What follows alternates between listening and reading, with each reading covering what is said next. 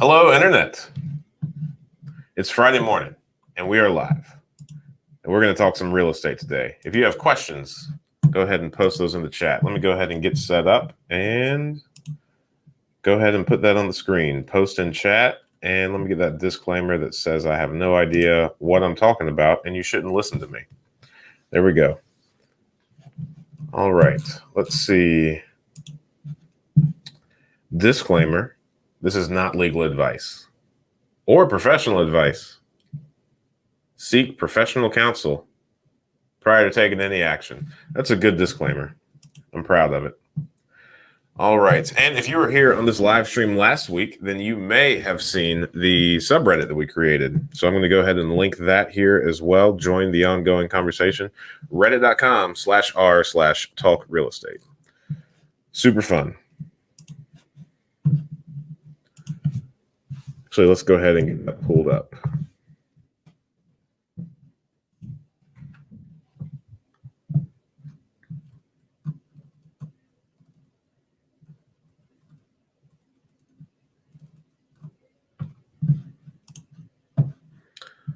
Let's see how I can share this screen.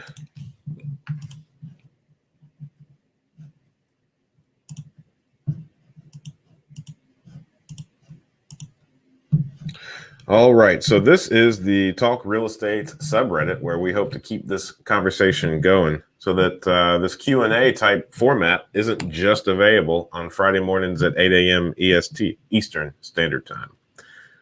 So this is it, and I am going to start sharing just, fun, random things that we come across. This is a picture that I shared of a project we're currently working on where we removed some of the drywall in the kitchen and found this fun hand-painted plaster. So those flower pots and single tulips sure are something.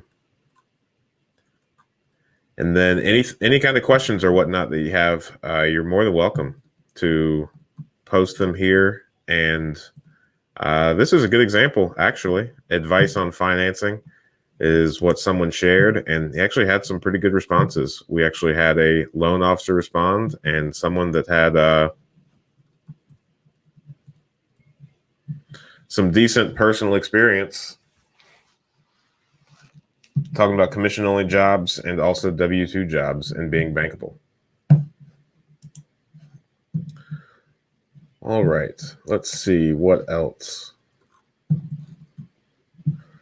And last week, when I first mentioned this subreddit on the channel, we had 3 members, and now we're all the way up to 22. So 3 of those people are currently online. That probably includes me as well. All I'm saying is it's growing pretty fiercely, and I'm very excited about it.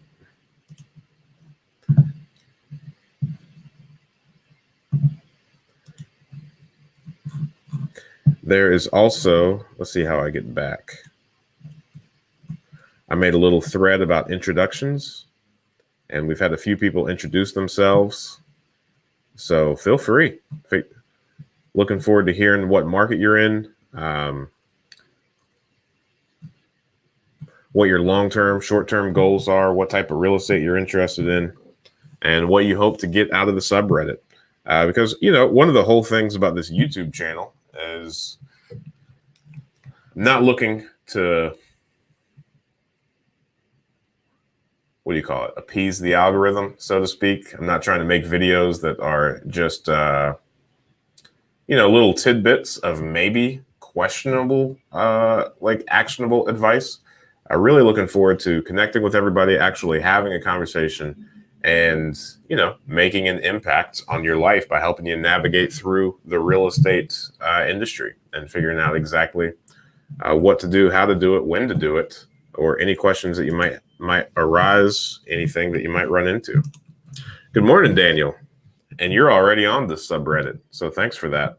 Looking forward to you commenting on that introduction thing and really just keeping this conversation going. So I'm going to stop sharing that screen and get back to this live stream normal format. So if you haven't already, please go ahead and join that subreddit and let's get talking. Super excited to see where that goes. And then, of course, PropStream. PropStream's awesome. We use it At this point, I mean, we use PropStream as just kind of us double checking ourselves each time we're interested in property, just to make sure that we can find real comps that support, preferably, you know, hopefully a value that is even higher than our estimations. So that's what the market is really trending to at the moment. Good morning, WB Blue. Happy to see you back on this live stream. Let's see. Trying to think of things that I can go ahead and catch everybody up on. Today is a really busy day for everyone here. We are doing a refinance at the moment of 44 properties.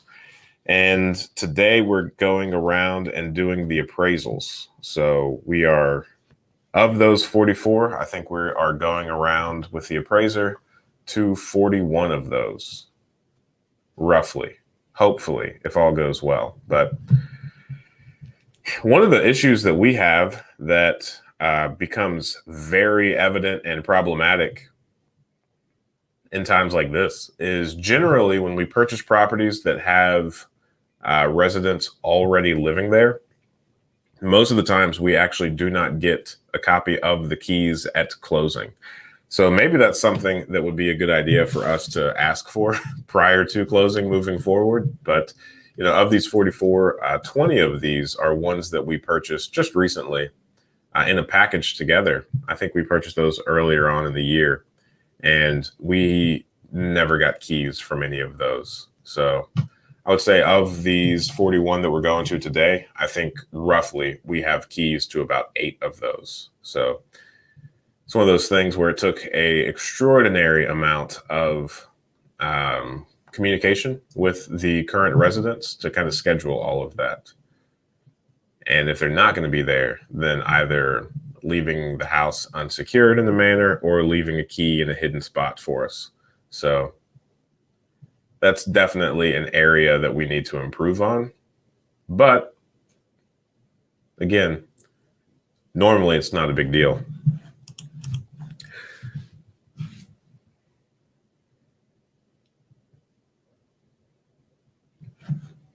So that's a good question, Daniel. He says several investors here in Cleveland have said that since the sheriff auctions went online, presumably because of COVID, prices have gone through the roof with outside investors. Have you seen the same? I guess that would make sense because previously out-of-state investors or people that weren't present weren't able to take advantage of the foreclosures. I mean, part of the convenience, I guess, or one of the good things about foreclosures is you actually have to be there in person. So generally, if an out-of-state investor were interested in purchasing a foreclosure, then, it becomes pretty complex because you would have to hire somebody to be there for you or have someone that you really trust there. But then they would be bidding on your behalf. And it's really hard to, speculate where that price is going to go, when you should stop or how you should do it. So I guess that makes a lot of sense. I haven't put any thought into it. We have not purchased a foreclosure in a decent bit. I would say we haven't purchased a foreclosure since, before that started. We don't have any real reason for that other than we just really haven't been monitoring those sheriff sales, probably like we should. So I don't have much of an opinion about it.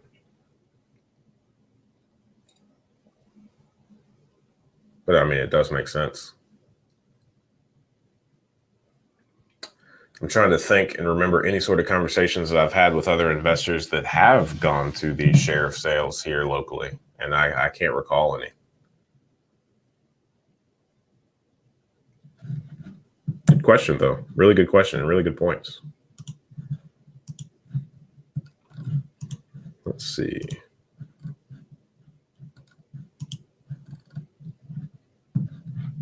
Questions in the chat.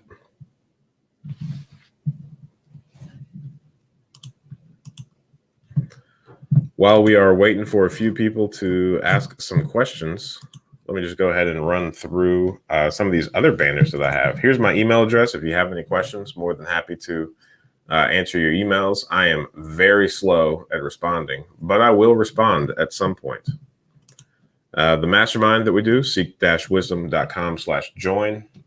We mentioned that. I think we had a decent amount of conversation in the last live stream about it. We got a couple of applications in for the mastermind. We do have some vacancies on the Monday group. So we've got 2 groups at the moment, one that meets on Tuesday morning and the other that meets Monday afternoon. So we do have some vacancies there in the vacancies. I guess that's right. Open seats, some seats that are not filled in the Monday group. So if you're interested in that, please watch the video that's on this YouTube channel called Seek Wisdom Mastermind. I think it's like a 30 or 40-minute video, but it definitely outlines everything that I really want and hope for from that group. So shows what it's all about, because there is a price tag associated with it. It is $300 per month. So for that kind of money, I really want you to know exactly what to expect and don't want there to be any surprises.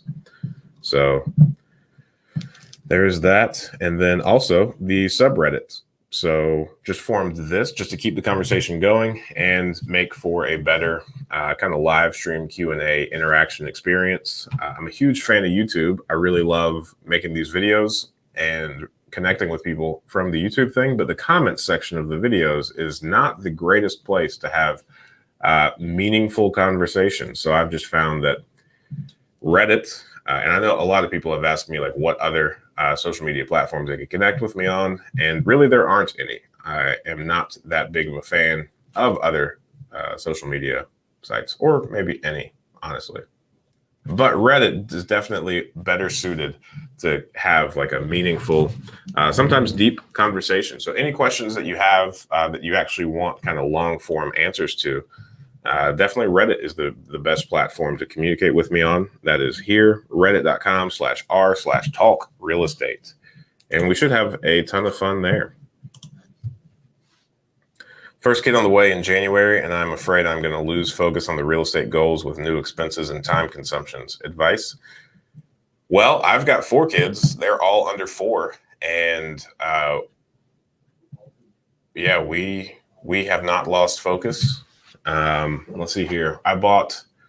So I would say I became more focused and way more intentional whenever we had our first child. So I know that you're probably familiar with my story, but my wife and I, my wife was an assistant principal and I was in law enforcement. And it was really important for us that she be a stay-at-home mom. And that is, when I realized I likely could not do that very well without just reverting to like paycheck to paycheck in the event that, she actually started staying home. So I got very focused on how do I make more money. I started reading like 1 book per day on patrol to try to figure out how to accomplish that. And eventually I ended up in real estate. So from there, we bought our first property when he was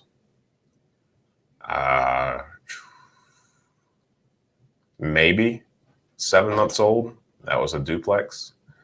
And now he is 4. He'll turn 5 in January.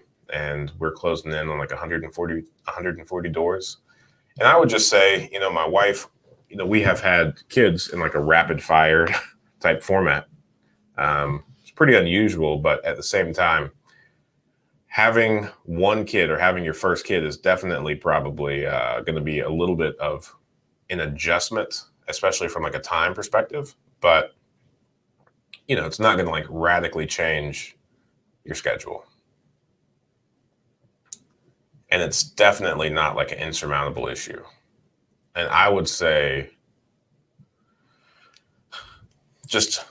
overall, just speaking in broad strokes, my kids and being able to provide, things for them and leave them pretty well off is one of my main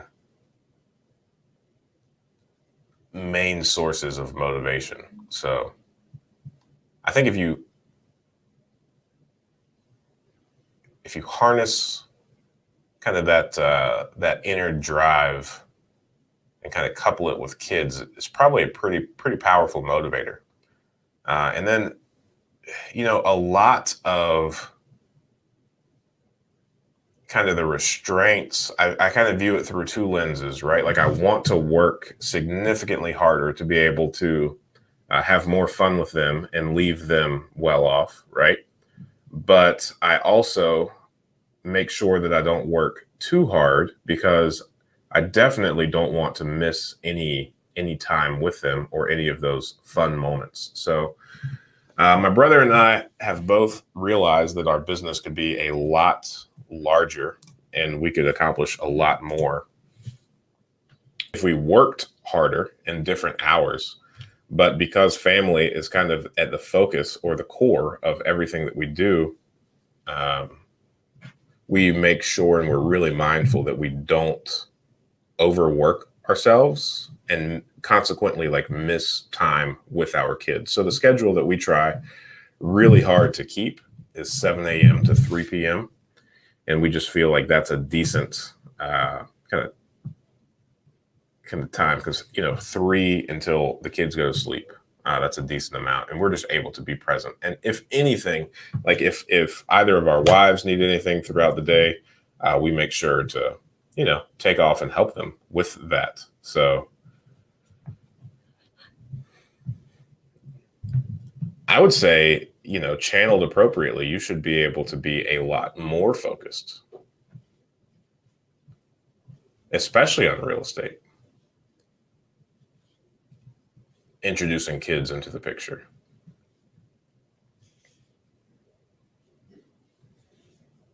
Trying to think now if there's anything else that I should add to that or want to add to that or feel inspired to add to that.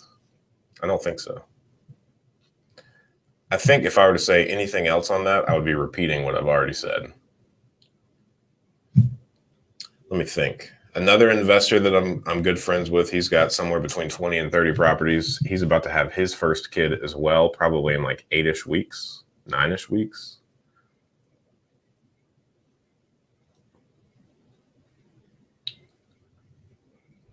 I'll be interested to see how that, like what he says about that, because his wife is pretty hands-on in their rental portfolio. So he would be a good kind of not test case, but a good person to look at and see how they adapt. And then another investor that I'm good friends with, he's got way more kids than I do. He's got about 9 to 12 doors, somewhere in that range. He does pretty well. He seems to be pretty focused and pretty intentional. And he's got, 6 or 7 kids. I think it's 6, but I could be wrong. Do you own any townhomes or condos? No, I do not. I do not own any townhomes or condos. I had the opportunity to buy a few. I ultimately ended up passing only because of like those HOA or condo association fees. It's just not something that I'm really interested in. But, if I were in a market where that is mostly what was available, I likely would be. But I really don't come across those often in this market. Do you own any properties with HOA fees? Nope. And if I do, I'm not paying them. I'm just kidding. We would pay them if we had a property that had HOA fees. We just don't. It's really not that common here. I think HOA fees are more of a suburb type deal. And most of the properties that we own are on city streets in like the gridded areas. We own a few properties in subdivisions, but they don't have any HOA fees. Although they do have a park. But that park is maintained by the city, not the subdivision.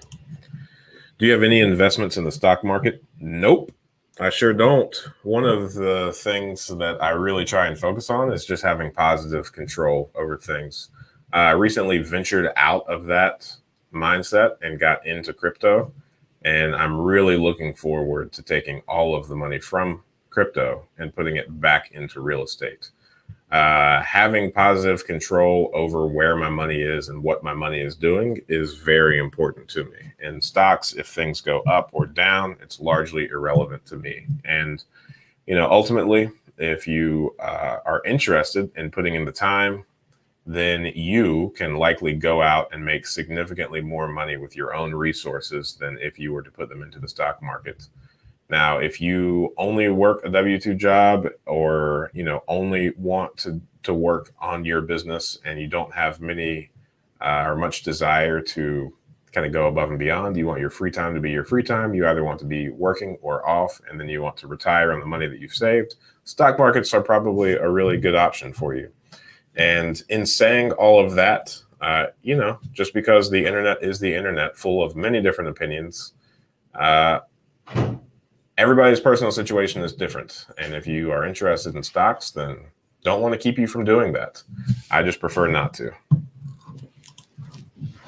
What's the difference between hard cash and conventional loan? So hard money is from a private investor or an institution, not from a bank. So if you were to go to like a Wells Fargo, a Chase, your local credit union, and they were to give you a loan that is backed by,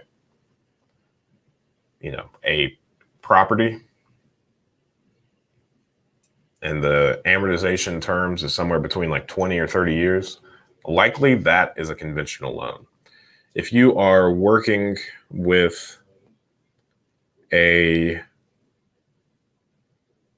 hard money lender, then you likely are having a decent conversation on percentage terms that would include the terminology like notes, balloon payments, origination fees, or points. They probably speak in terms of points. And they're willing to give you money on like a rehab project. So hard money loans are a lot more expensive than working with conventional loans because they are taking on more of a risk. The money is coming from different sources. Generally, the interest rates for hard money are anywhere between like 8% and 15%. And they generally have like balloon payments. They might only be like 2 or 3 year terms rather than 20 or 30-year terms. And the actual hard money lender, there are two types of hard money lenders: people that keep their own notes in house, so they're still going to charge you an origination points maybe. And then there are others that turn around and sell the notes that they originate to other people. If they sell a note, they're probably going to make you aware, but I don't know. We don't really use any hard money. So I also differentiate between hard money and private money. And, hard money lenders,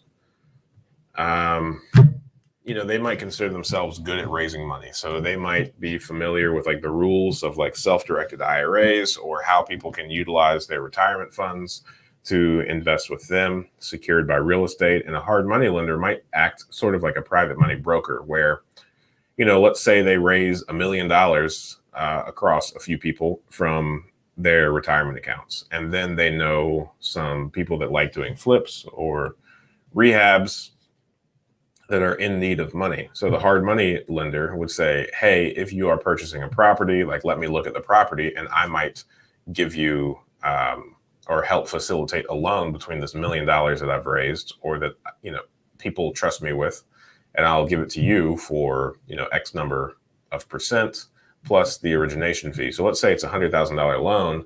That hard money lender might charge 4 points or a 4% origination fee. So he would get paid $4,000 at the closing of that note.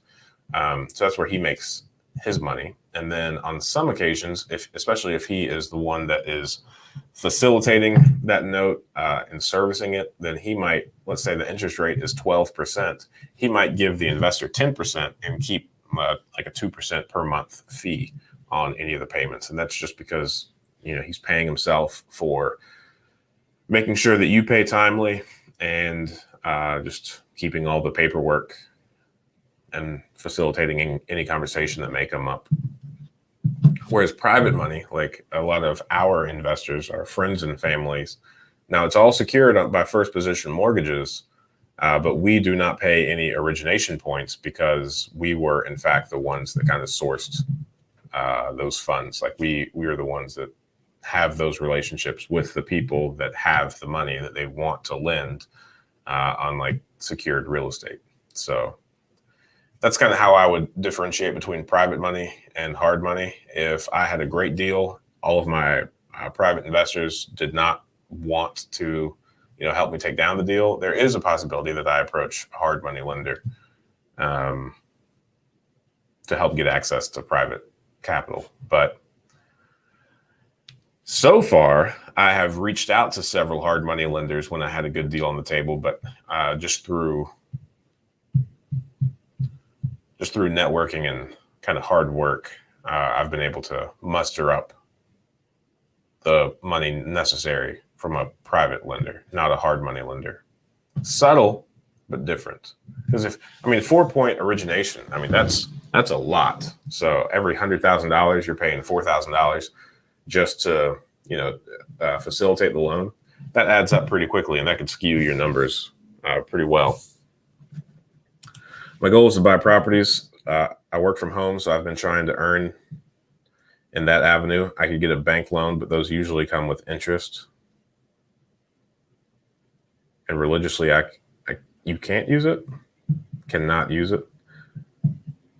I don't know, man. I don't know anything about that.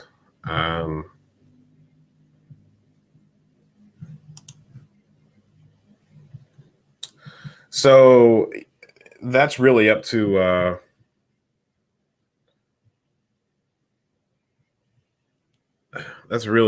the between the hard money lender and the private money that they've done. Generally, there's not much of a I don't really know anything about this world. I've tried to research it, but I just don't. It just hasn't really.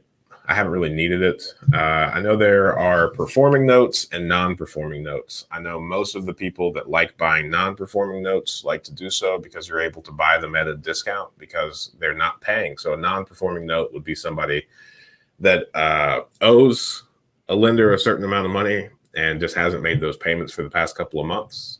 Performing notes are generally sold pretty close to the market value. So if it's a $200K loan, they might be able to sell it for right at 200 grand. They might add some sort of fee on top of that just for the paperwork of transferring the ownership of that note.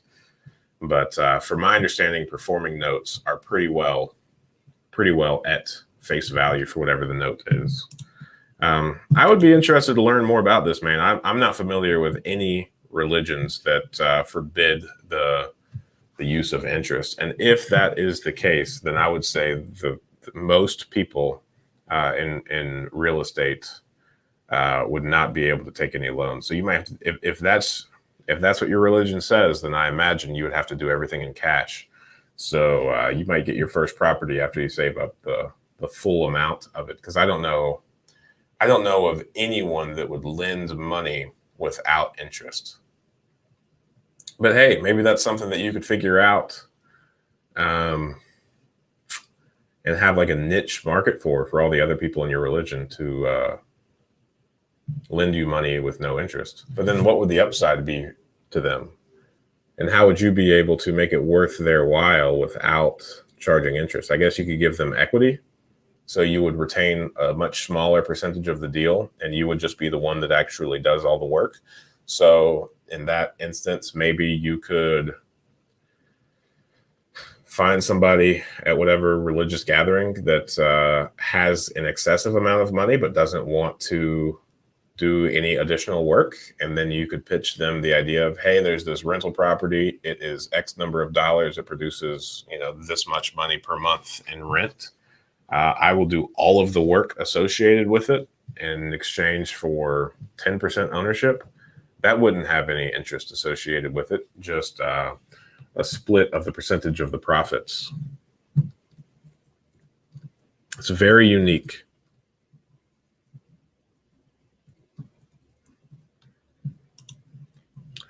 Let's see here. 100% finance is not 100%. You still end up paying closing or appraisal fee. Why is that? 100% finance is not 100%. You still end up paying closing or appraisal fee. Why is that?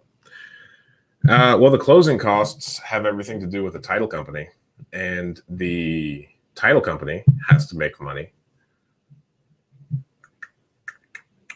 The closing costs could also include any sort of like sometimes I know closing costs include that like origination fee. So like if you're using a conventional loan or some sort of like mortgage broker, then they might have like a 1% fee on top of that. So their commission is paid out of the closing costs.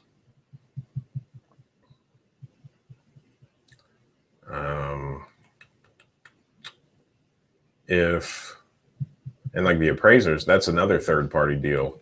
Now the appraisals are like $450 maybe per property. So there's that. I don't think it's a bad deal.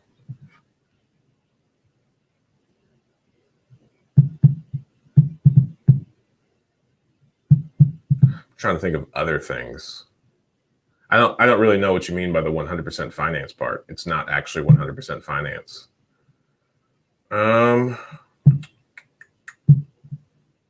If the deal is good enough, generally you can wrap those fees into the loan. I know, like if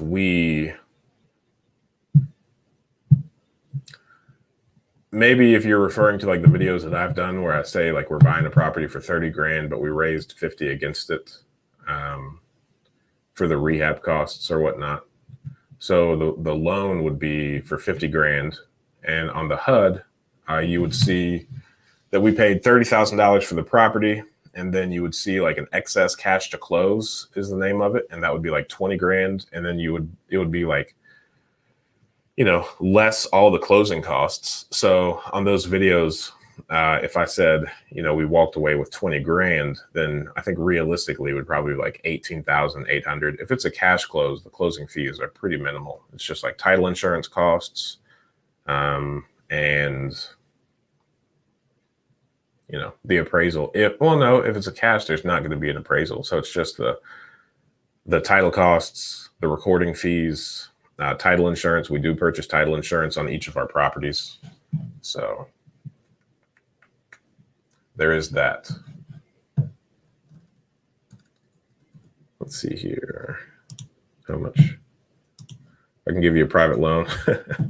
Oh, let's see here. I will have to be able to have the majority of the funds and pay off the loan before interest is due. Maybe. Let's see here. Sorry, dude, you've been doing this for some time, but the YouTube gods have only given you 10K subs. Maybe make concise videos instead of live streams. I'm good, man. I really appreciate your concern about my channel, though, but I really like what I'm doing. Islam. And like I mentioned before, man, I really don't care about, subscriber count or anything like that. It's just good content for the sake of good content's sake.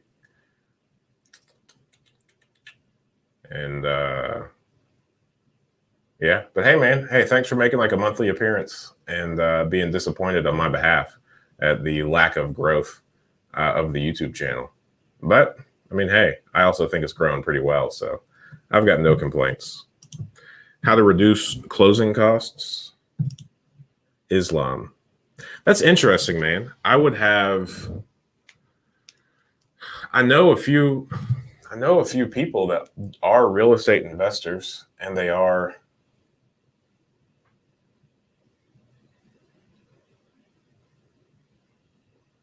I don't know. I mean, even one of the guys that I'm gonna have a conversation with him later today. The guy that does our leasing, but he has rental properties and he has conventional loans. Is it like a conservative versus not conservative thing? Is it just like completely forbidden against, or is this like a gray area that some people do, some people don't? Man, I know so many people that are, uh, you know, Islamic. Is that how you say it? Islamic. That are investors and have loans. This is the first I'm hearing about this. This is fun. Reducing closing costs, working with people that don't charge origination fees,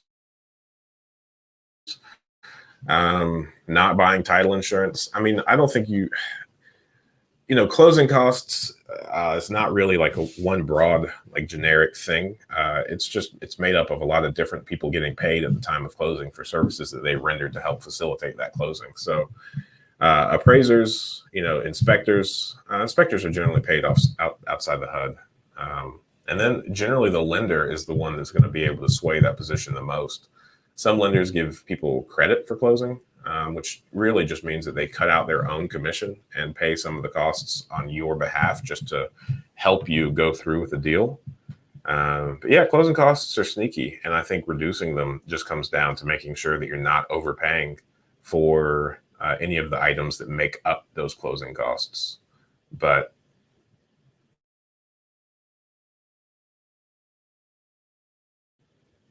sometimes insurance premiums are collected generally like in a full year. So you could you can lower your closing costs by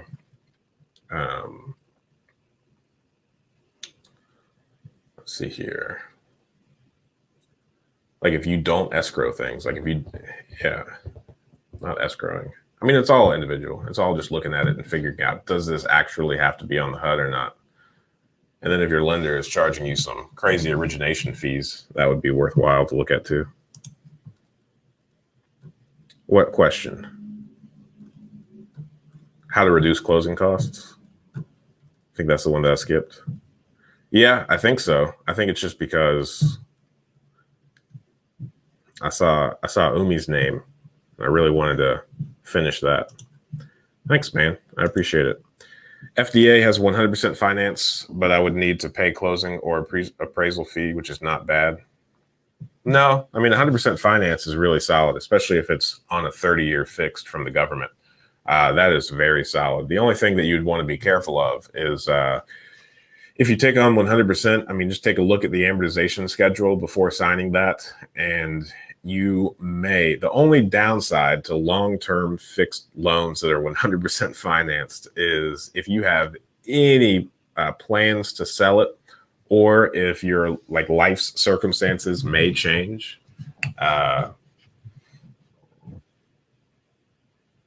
Then, you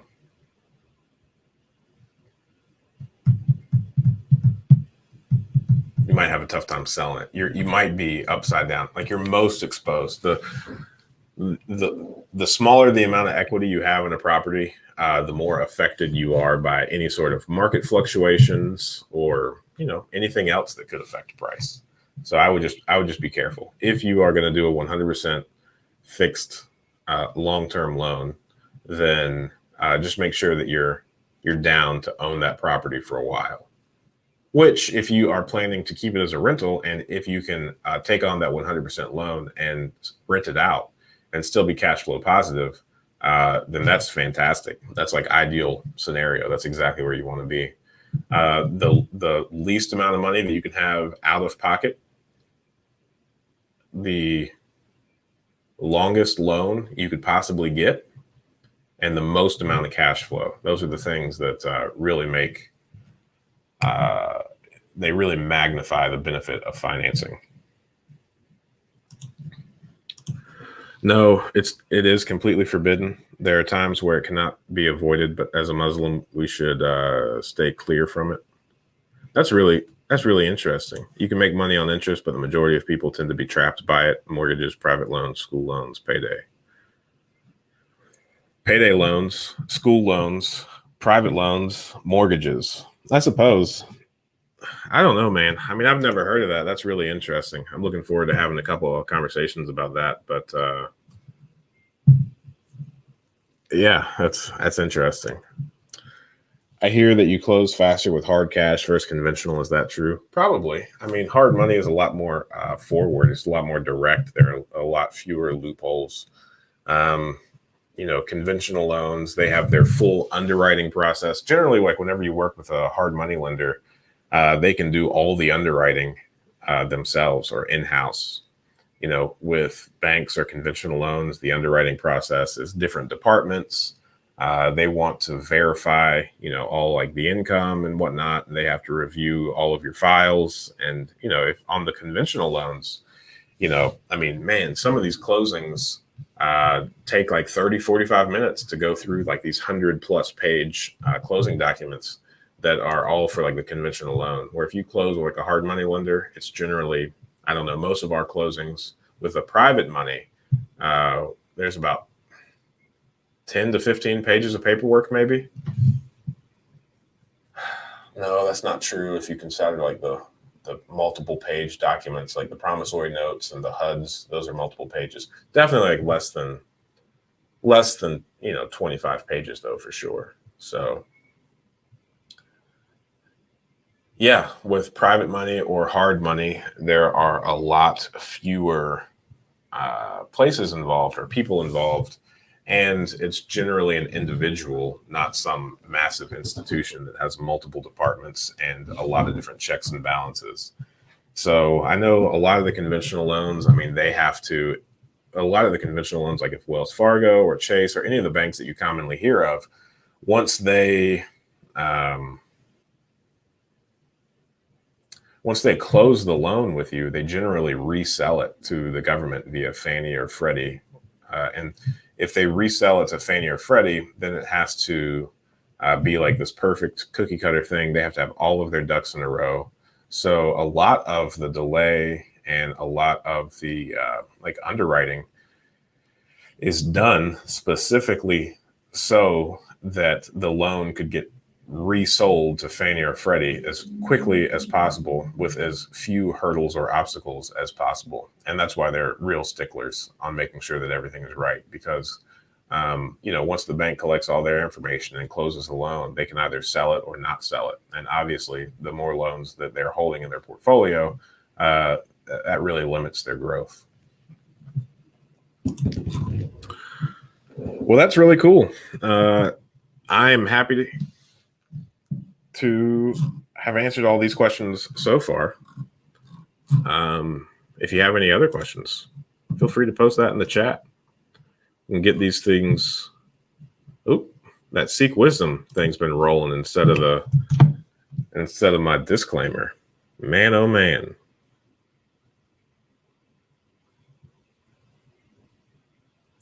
All right.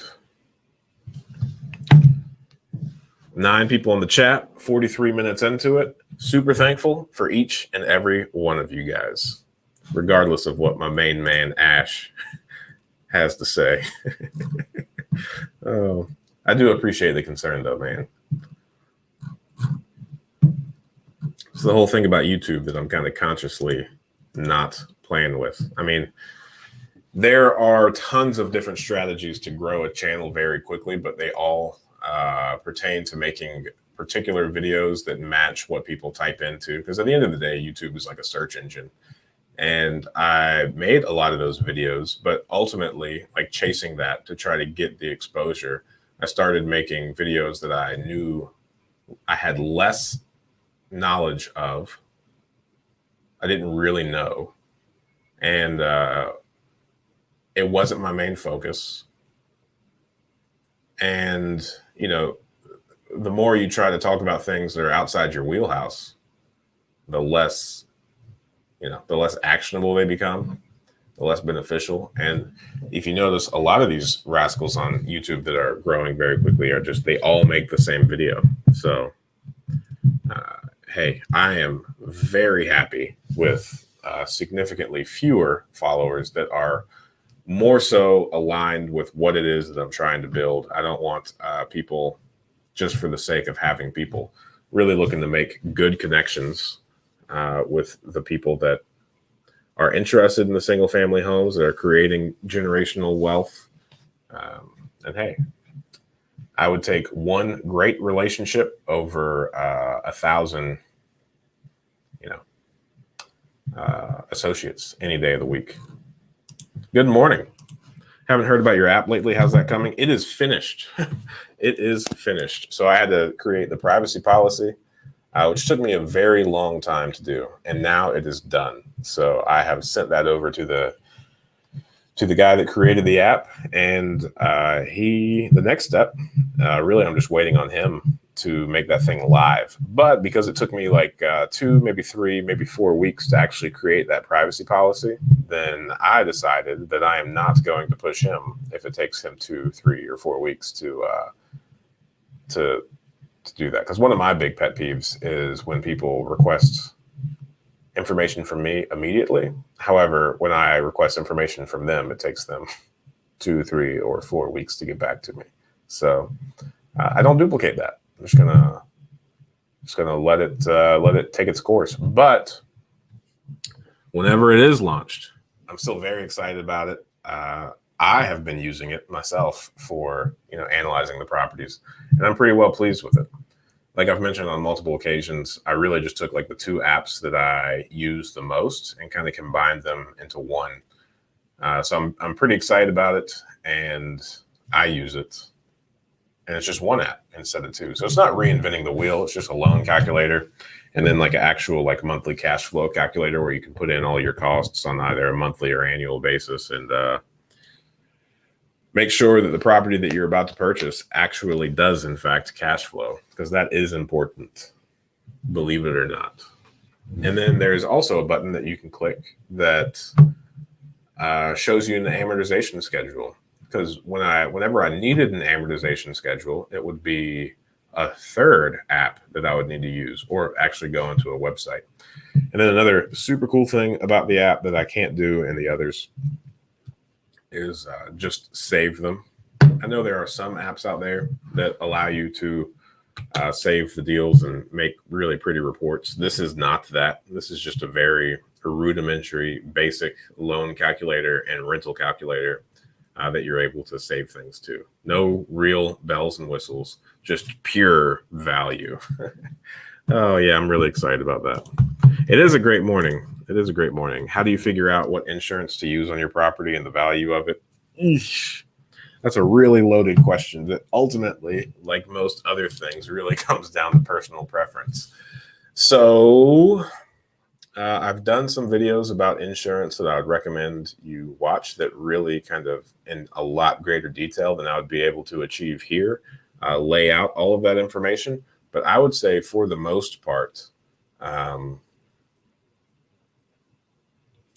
in most markets, I would say replacement costs at the full replacement value is probably the best. But, the Midwest poses a unique situation because, the properties that we're buying for like 50 grand, the reconstruction value or the replacement cost is 150 to 200 grand. So we're a little bit of a depressed market still. So, it's just hard to buy a property for 50 grand and then insure it for 200 grand because the amount of premium that you have to pay is way disproportionate to the amount of cash flow that it brings in. So there are a few local companies here that recognize this and allow you to insure it at replacement costs, but like 40% of the recommended replacement value. So if it comes back at 100 grand replacement cost, if it's a super tiny house, then you could insure it for as little as 40,000. Now, if that property were to burn down, you'd only get 40 grand. You wouldn't get the full 100 grand. It would need to rebuild it, but you would be able to,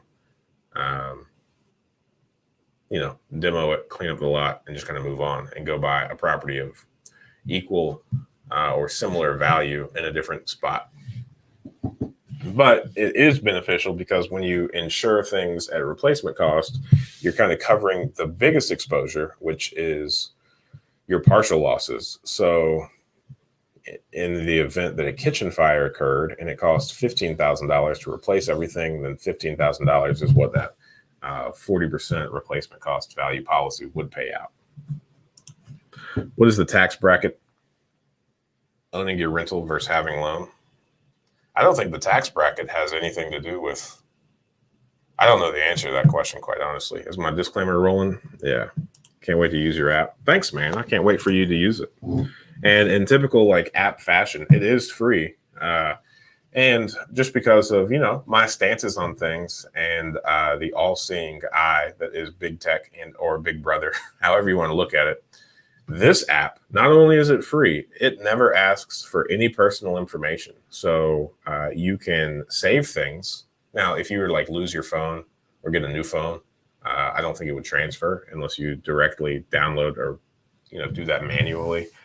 But it just saves. It just saves locally. It doesn't save to a cloud. It doesn't interact with any of that stuff. It's safe. There's no collection of data. There's no storing of data. Yeah, we collect no personal information. So I'm really proud of that. Now at the bottom, I did take the liberty to advertise, I think, 3 things. I think at the bottom when you're using the app, there's a little banner where you can click it and you can get a free 7-day trial to PropStream using my affiliate link. And then there is another button that you can click that will take you to the Seek Wisdom Mastermind group. And then I think the third link is to come here to the YouTube channel. Now that I mention it, I should add a 4th one to join the conversation on Reddit. That would be fun. And speaking of, since we've got 10 people on the chat, if you haven't already, please go over to Reddit and search Talk Real Estate and join this group. Let me share the screen really quick because it has been a second since we have talked about this. Now there are 11 people on to see this, so this is getting real exciting real quick. So here is the Talk Real Estate subreddit, where I hope to just kind of take this Q&A format and, hey, have it all week long. So just hop on here. There's a short little thing that we did on introductions, so you can introduce yourself. But ultimately, it's just communicate, actually have that decent back and forth discourse. YouTube, the comment section, really just is not the appropriate place or outlet to have actual meaningful conversation. Again, it's a search engine that just really wants to appease the people that are typing in the things, not necessarily providing great content, just checking the boxes. So I think Reddit, all the Q&A that can happen here. So here someone posted about advice on financing. And look at these awesome responses that have come in for this fella. So you've got a few different people and they've all commented on that. So any types of questions you have, I'm going to share things. This is disgusting, by the way. I think you can see this. This is one of the houses that we were working on where people had smoked for a very long time. The entire house is just covered in tar. We had to use so much kills and whatnot. And the hard lesson that I learned here was that, man, the water-based kills, not nearly effective as that oil-based. So we had to do multiple coats, but look at all that. Look at that tar. All that chemical that I was just spraying just started turning really dark brown as it slowly made its way down the window. It's wild. It's wild. And especially to see stuff like that, man. It's like, man, if it's doing this to windows, like imagine like where it's directly going, like your mouth and lungs. It's bizarre. And then, other things that I've come across on Reddit, I'll cross-post here. That's what that cross-posted content means. So it's tons of fun. And yesterday, when I discussed this, last Friday, when I brought this up, there were three members in this community, and now we're up to a whopping 22. So to me, that's fantastic growth. I'm sure Ash, if he's still on here, he might have a thing to say about that. I still need you to buy a mobile home. I don't think I'm going to, man. I don't think I'm going to. I've actually been looking around since you've said that a couple of times. I've tried to figure out and like take note of where the mobile home parks are here in the area, because I do pass a few, just going different places around town, but none of them are inside the city limits where we do most of our investing. There are a few outside, but man, I don't know. It's one of those things that perhaps maybe I would look into it if our current model of purchasing single family homes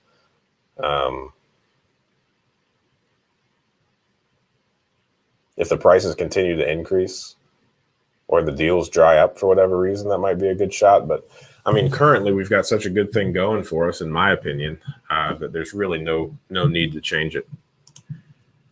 Thank you, Scott. This is the first time I've seen your name on here, so thanks for being here and thanks for joining. Super pumped to have you on here, especially if you hop on over and join this Reddit group, so we can keep the conversation going all week, every week. I don't think I shared this. This is really fun. My mom likes stuff like this, so because she likes it so much and she gets such a kick out of it, I notice it every time something fun comes across any of our properties. She's a really big fan of like old original stuff. And check out this hand painted plaster. Super fun, right? Somebody went and by hand painted this nice little border and their little flower pots with tulips. I think those are tulips. So, we saw this in the kitchen and just thought it was really fun. I had to take a picture. Mainly, I took the picture to send it to my mom. But then I said, you know what? People on Reddit might actually like to see this too. People on Reddit, you guys that are now on Reddit, might like to see it. So thanks, Mom. Let's see here. Any kind of questions you might have in the chat. Here's my email address if you feel like emailing me. I am very slow to respond to all forms of communication. Email, text message, phone calls. I've got something I'm really not proud of going, which is just a really long queue that I try to work through. I try hard. All right. Any questions? Happy to answer. I found like on Reddit, a whole bunch of other like real estate investing groups or home improvement groups. I've gotten a kick out of that, just like going and seeing, because people ask really good questions, and there's some contractors on there that give fantastic advice, or just people that are experienced about like, how would you deal with this problem or that problem? And not everybody is looking at this kind of stuff through the lens of like as an investor. So I have made a couple of posts here on Reddit or comments on Reddit that have gotten downvoted hard. I most certainly missed the mark. The recent one was about toilets. Man, somebody wanted to know how to fix a toilet. And we, here in our properties, we do not. Now, granted, we don't DIY. We subcontract all the work orders. But I made the comment that we no longer like mess with the innards of any toilets. Like if a toilet's not working right, we just replace it. And that was not well received. That was downvoted very hard. I said that was very wasteful. And it's just one of those things. It's just a simple math problem. The cost of the toilet that we put in might be $200. The hourly rate that some plumbers charge, $50, $75. The parts, and then the labor on top of that. I mean, it's just, you can get upside down in a toilet really easily. And toilets are very easy to take off and install. It's just, a couple of bolts and lines and whatnot. Only thing with mobile homes are they don't increase in value over time like single family homes. Yeah, and I mean, they're not really recognized as homes. They kind of blow away. Only thing about mobile homes is that they disappear in inclement weather. I'm just messing. I really don't have any opinions about mobile homes. I don't know of anyone that invests in them. But mainly it's because I've always invested in an area where largely they don't exist.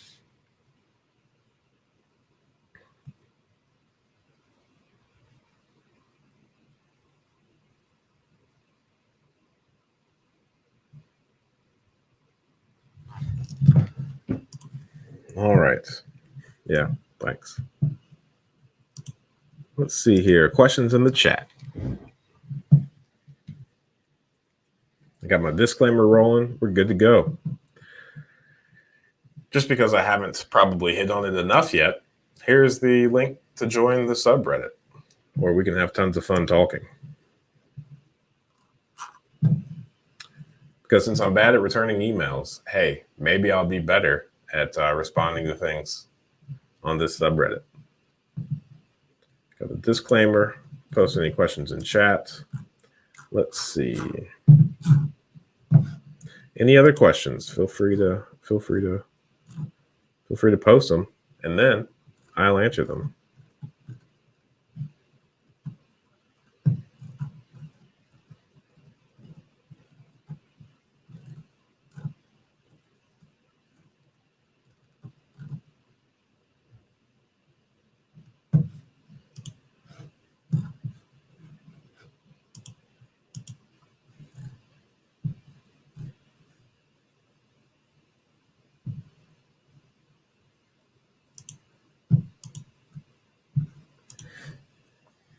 2020 video on foreclosures, and you mentioned you purchased your first rental property with your brother. Was the stress less given that you had a partner in the deal? So I don't know anything about trustee sales. Very quickly, I don't think so. I mean, I am incredibly thankful for my brother, and I would say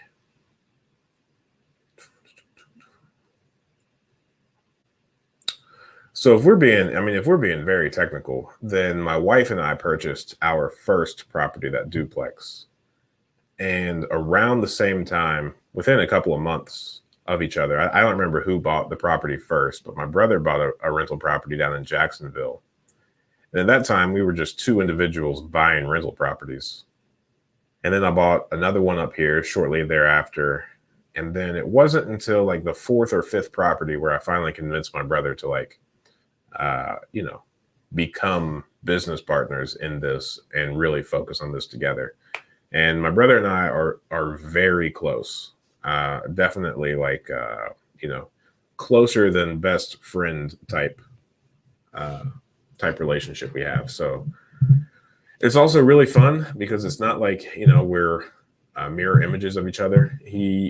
All of the areas that he is very strong in, I am very weak in, and vice versa. So not that he has any weaknesses at all, but it works out very well. So I would say, by and large, I don't think if it were not for my brother and that partnership, I don't think our portfolio would be nearly the size. I think we would probably be 20 or less, maybe, just because we would be doing all of the things ourselves. I think having somebody as dedicated and as capable as you is really important. But I would also say that before I partnered with some rando, I would rather do it myself. If it were anyone else, I'm not so sure I would be interested in a partnership. But like I said, we're very close, and we just make for naturally very good partners. So it makes sense. And now it's to the point where, I couldn't imagine it any other way. I'm not even so sure if it would work any other way. But that's also one of those things. It's impossible to know because it's not the way that it's happening and or happened.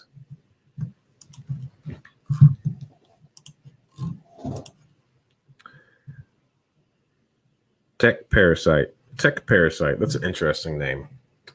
And yeah, I don't know anything about trustee sales. Or do I? We've purchased a couple of properties that were only for sale to settle an estate. Is that what you mean by trustee sale? Now that I'm thinking of it, I don't even know what trustee sale means. Trustee sale versus foreclosure. A trustee sale usually occurs when the homeowner is in default on their mortgage, resulting in a foreclosure. However, if no bidder is found for the property at the foreclosure auction, the lender will officially take over ownership and go through the process of trying to sell the property more traditionally. So a trustee sale is just like a real estate owned, it's like bank owned properties that are being sold.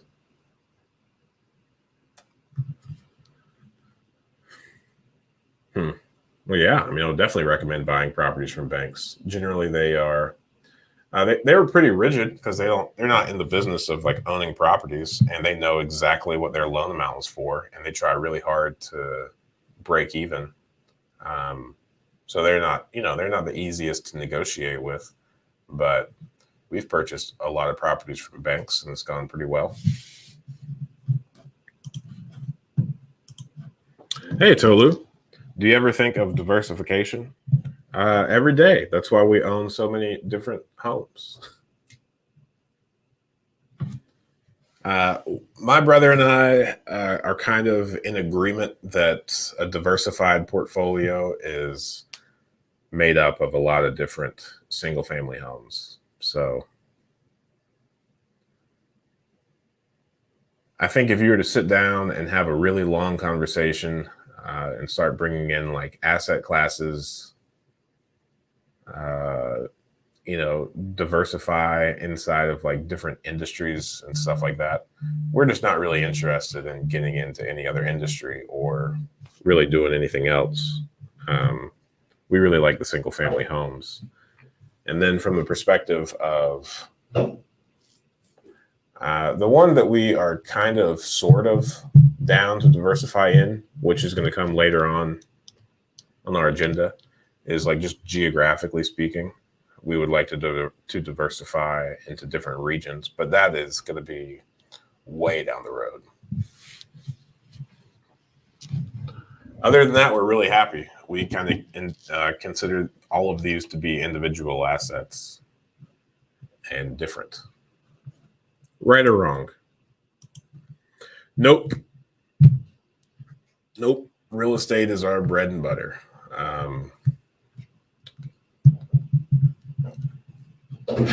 I guess there's a chance in the future that we might own businesses that our real estate that are synergistic with our current real estate portfolio. Like one of the things that we have thought about and discussed at a decent length was like owning like a cabinet or flooring shop, because we use so much of it that it kind of makes sense to maybe own something like that. But I think it would just quickly turn into one of those things where we might be able to accomplish the same thing just by trying to work directly with like a cabinet maker or flooring manufacturer, saying, we can buy X number of square footage per year and getting the appropriate, volume discounts accordingly. So I think if we were to get into something outside of real estate, it would be businesses that our real estate depends on. I think that's the way that we're going to look at it.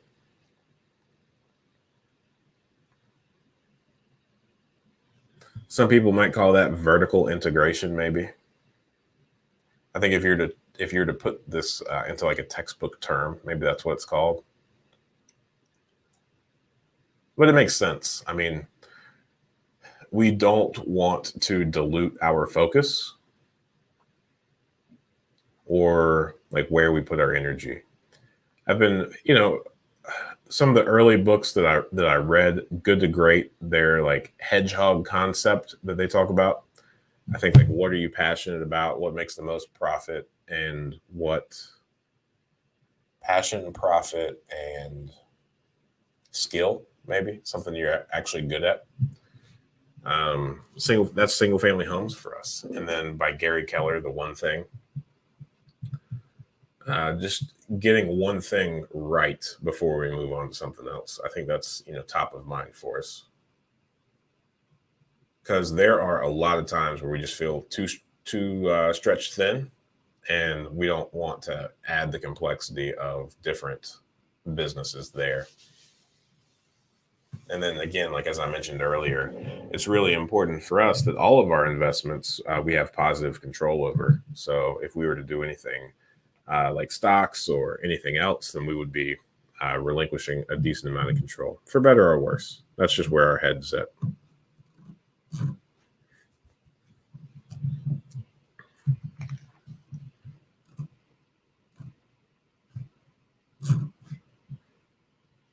All right.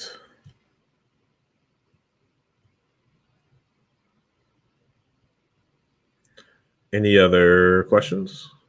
Any good recent landlord tenant stories you could tell us with a moral at the end? Oh, Ryan Ingram, the storyteller, the real estate riddler. Let's see.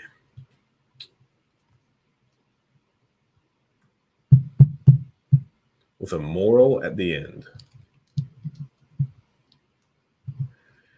One thing that perplexes me, and it happens so frequently that I'm trying to look inward and figure out what in the world we are doing wrong to, run into this type of situation so frequently. But on multiple occasions, when we have been trying to reach out, since we're doing this refinance and all of these appraisals have to be done, um, we've been reaching out to schedule these appraisals. And in doing so, we have encountered several people that are complaining about all of the things wrong with their property, which really perplexes us because, our online portal, we're very clear about how to file work orders and how to get in contact with us. And we spoke with one of the ladies because she said that her chimney leaks, like each time it rains, it's pretty much like raining inside of her house, and she's already had to like throw her couch away. And like, this is not a small issue. This is something that we want to fix, because if it is ruining her couch, imagining what it's doing to like the floor, right, or like the bricks inside the chimney. It's a massive deal that needs to be corrected immediately, and that we're not withholding any of our resources to fix, right? And there's no negative interactions about, we won't fix this. It's never been the case. We've never heard of this issue, and we've never had any work orders submitted on behalf of this. So we kind of asked her, like, why in the world, like, haven't you told us about this? This is a really big deal. Her response was that she filed a work order once and she did not have a good experience. So she did not want to do it again. And I don't know, because we also haven't heard about any sort of negative experience that she's had. Like, there was no notification or communication on it being a bad thing, because that's most certainly something that we're interested in knowing, because we subcontract out, pretty much all of our maintenance requests. So we are not tied to the subcontractors we use. And if we get enough negative feedback about any given of these contractors, then we just kind of move on to the next one, right? Like, we much prefer our residents over our subcontractors. They're both significantly important, but like at the same time, if it is a bad service experience, then our residents are the ones that we have already committed to providing spectacular service to. So I don't know. We're running into a lot of that. And ultimately, and just speaking with a lot of people, and then on Reddit actually as well, there's just this weird thing. Like, a few residents went on Reddit and posted, like, this is an issue, but I'm not sure I should tell my landlord or our property owner about this.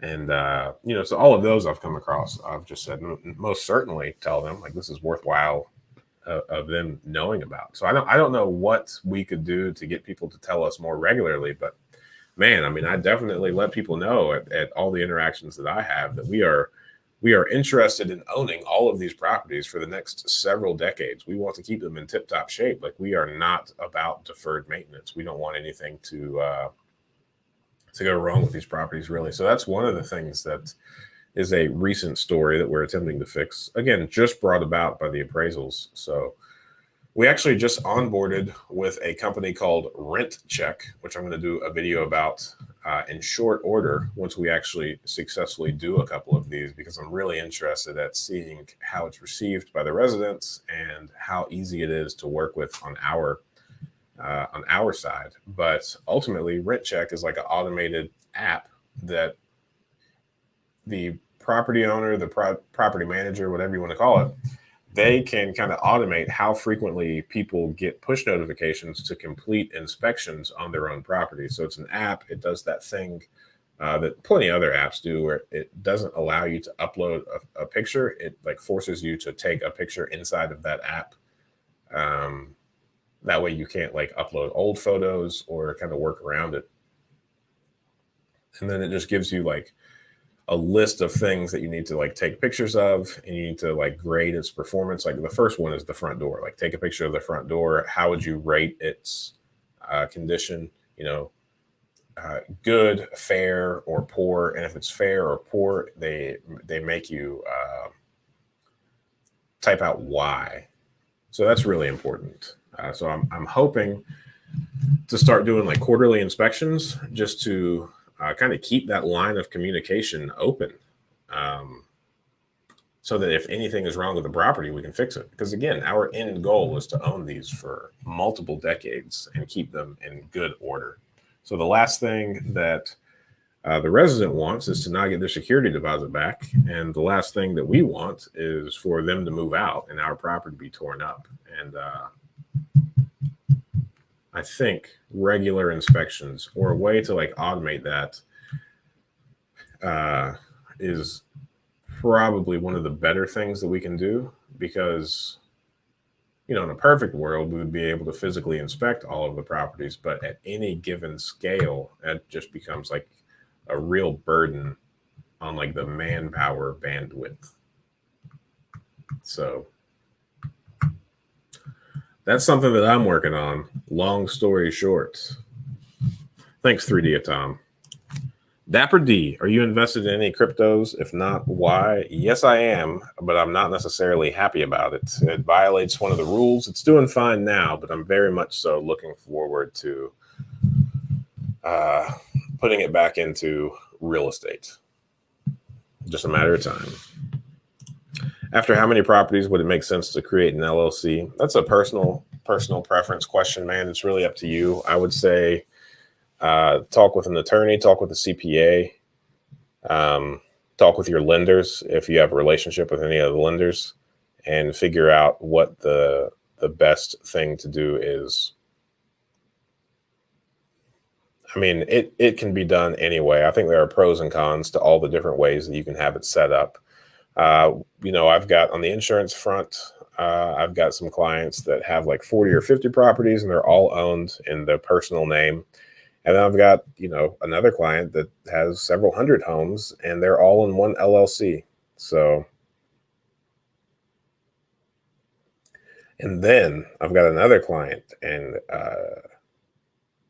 not only do they have a different entity for each property, but they also have a different land trust to deed each individual property in that has a different beneficiary of the land trust for each one. So it is all up to your comfort level, what helps you sleep best at night, and your like personal preference / risk tolerance.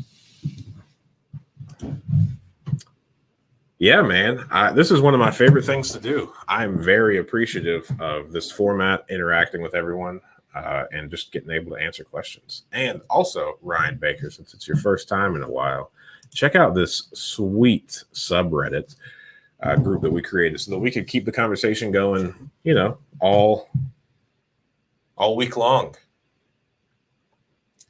My goal is to be on there very regularly. So if you have any sort of questions, let me see if I can share this again. It's a pretty good subreddit.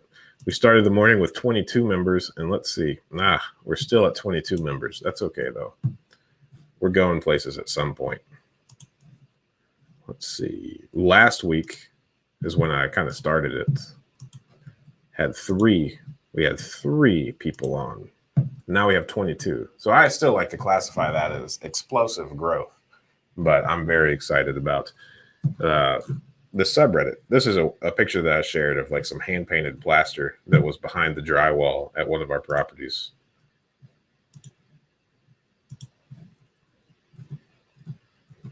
So introductions and then just sharing things. So like somebody posts a question, advice on financing, and check out these responses, man. I mean, it's very in detail, very detailed stuff. I mean, it's not like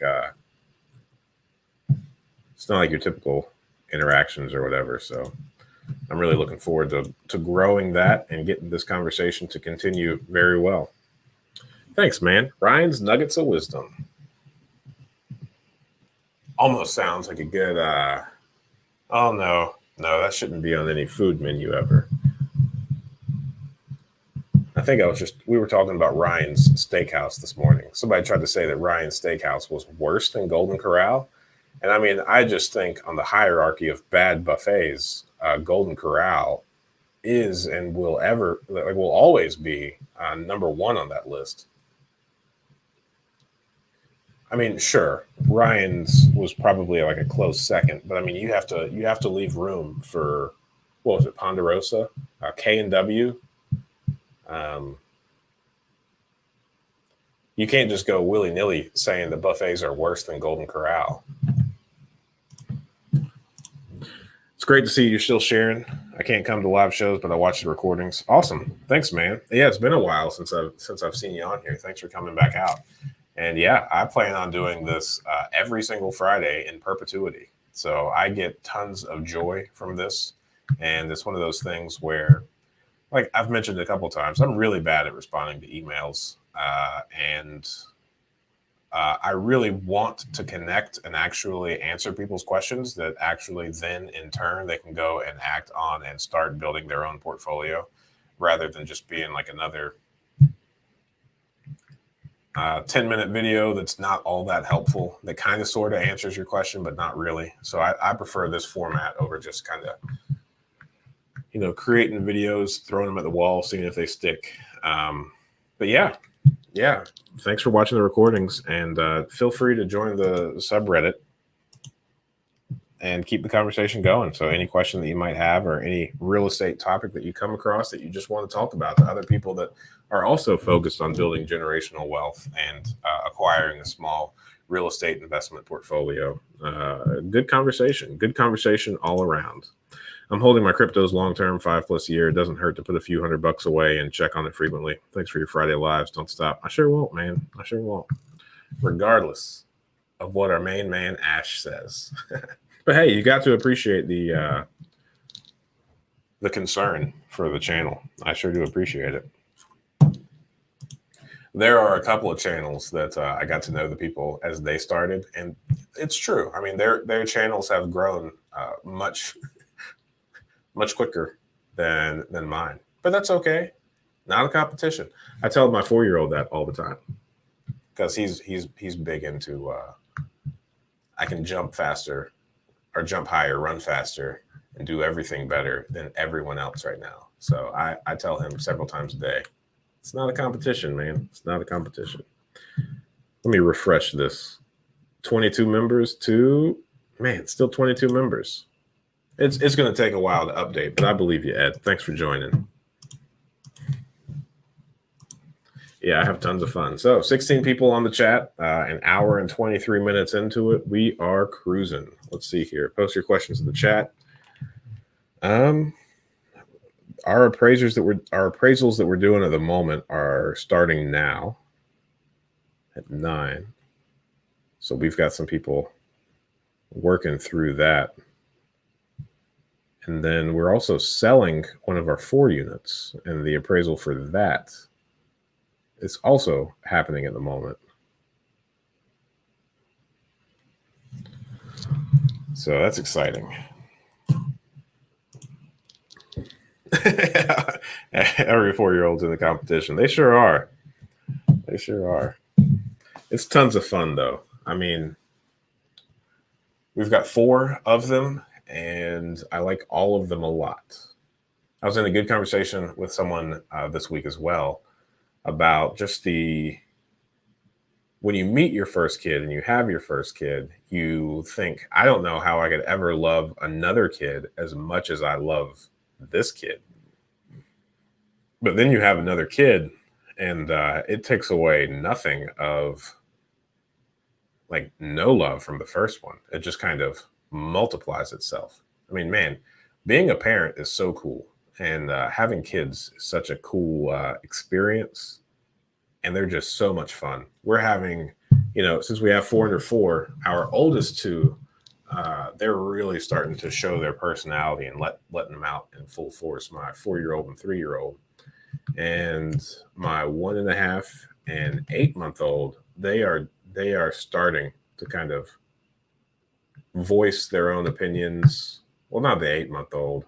He's not voicing anything, but the 1.5-year-old, she's starting to voice her own opinions, actually have preferences, and it's just so much fun to watch because they're all so different and so awesome. And I see all of my great qualities in them, but it's a double-edged sword. I also see some of my worst qualities in them too. So it's going to be a lot of fun helping them navigate through all those things. And my son loves working on these properties with us. So part of me in the back of my head is like, man, if I just keep having kids, I'll have my own rehab crew before too long. I guess most people, think about having a sports team, but a rehab crew is also fun. And it's like the old times where, farmers just had like 20 kids so that, so that they could make them all work on the farm. I won't do it. Never used Reddit before. Nice, man. I'm happy to have some good conversations with you. Good morning. How many units do you have? How much do you clear a month? What is your max? What do you view as my max? So we have like 130 to 140 doors.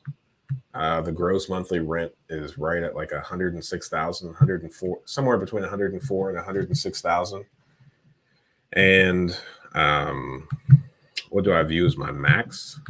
Don't really have one, man. So long as this business model works, I think we're going to keep cranking it. I am 31. My brother is 30, 33, 32 or 33. So we've got a long way to go. We're just getting warmed up. We're having tons of fun. The time of our life, really. It's a lot of fun. On the rehab crew. Yeah. Just dipping my toes into real estate and taking your advice of getting clear right off the bat. Our properties with a granny's quarters. I've never heard that.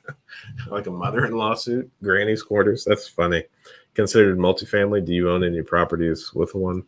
I don't know. I think it depends on how you decide to market it. I think if you're in a different market,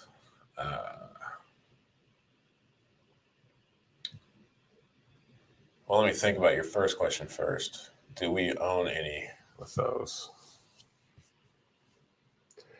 We own a few really big houses. They're like 2,000 square foot.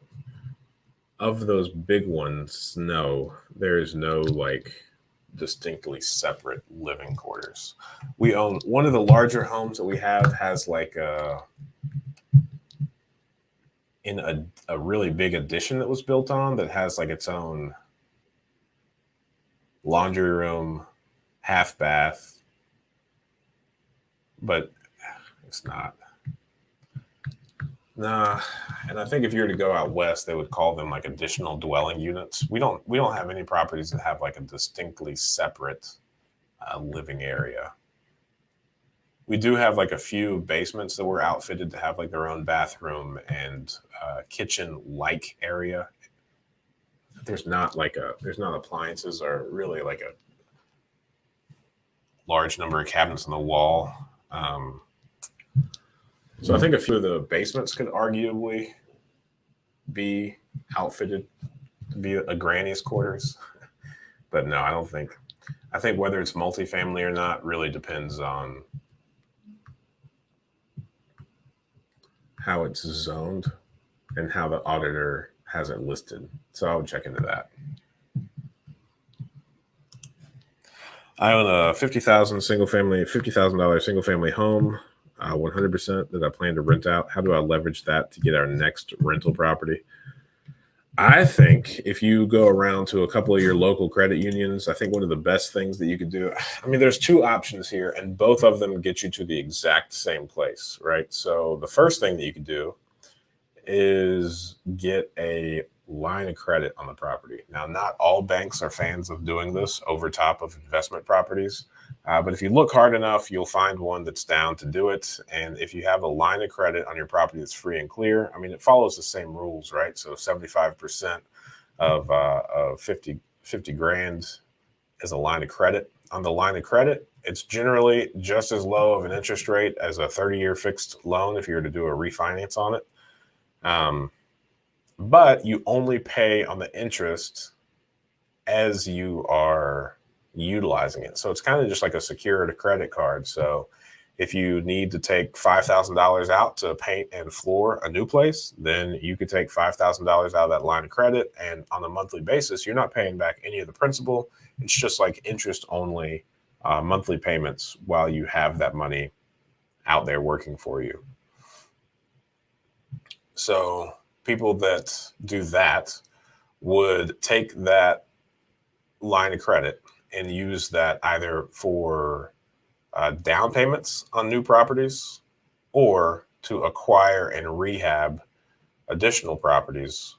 And then when they refinance those new properties, they would pay back that line of credit. Similarly, if you are using it as down payment money, I mean, I think the biggest risk, I know if it's a personal home and it's a home equity line of credit, then that's not necessarily considered like short-term debt. Some banks consider that to be kind of mid-range or long-term debt. But generally, you only want to use short-term debt to acquire short-term revenue. So if you were to use that line of credit to flip properties, that would be more congruent with how that type of debt is built to be used rather than using that short-term debt to acquire long-term assets.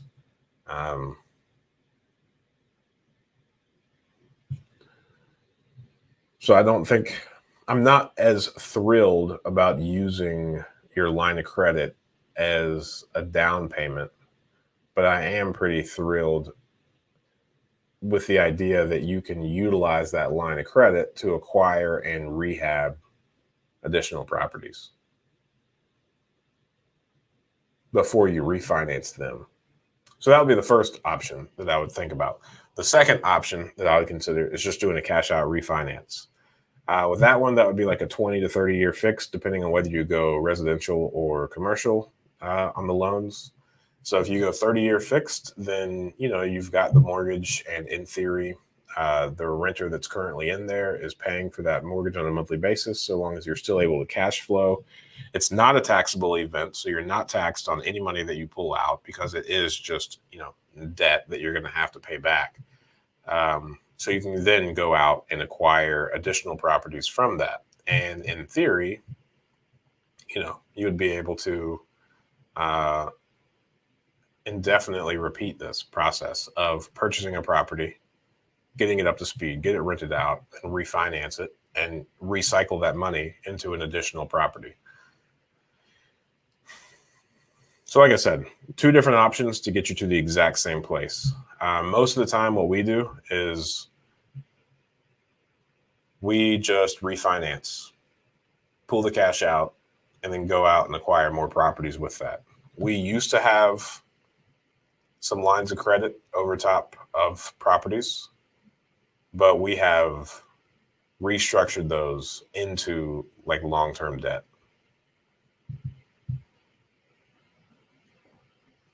And I want to say that we did that because one of the things that I just said, I'm pretty sure that's where we went wrong, is we used the short-term debt to acquire long-term assets. So there was a really long window between us fully utilizing that line of credit and then us paying it back. So much so that we just decided to turn it into long-term debt.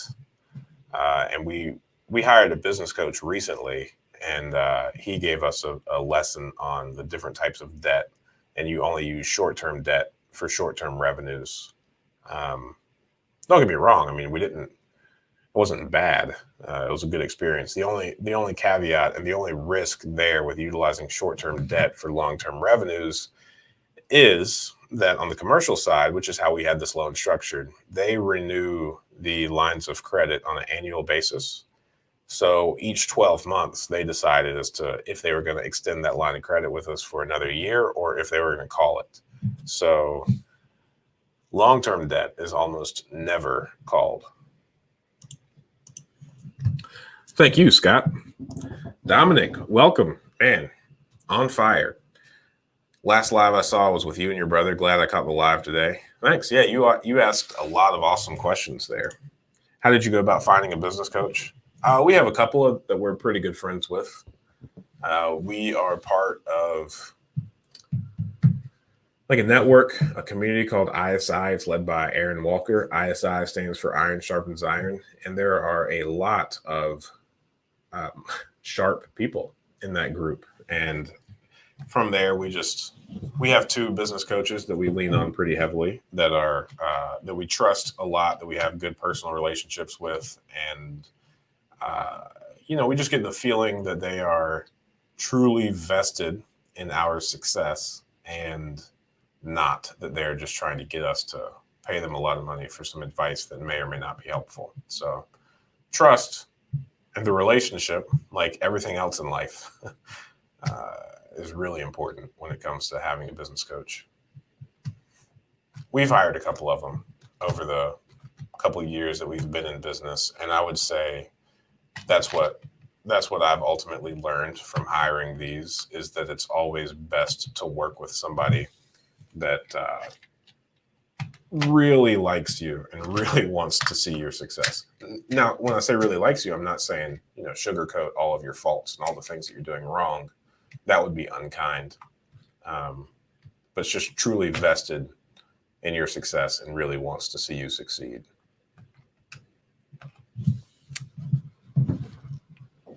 That's my 2 cents, which is exactly what it's worth, and 2 cents more than you paid for it.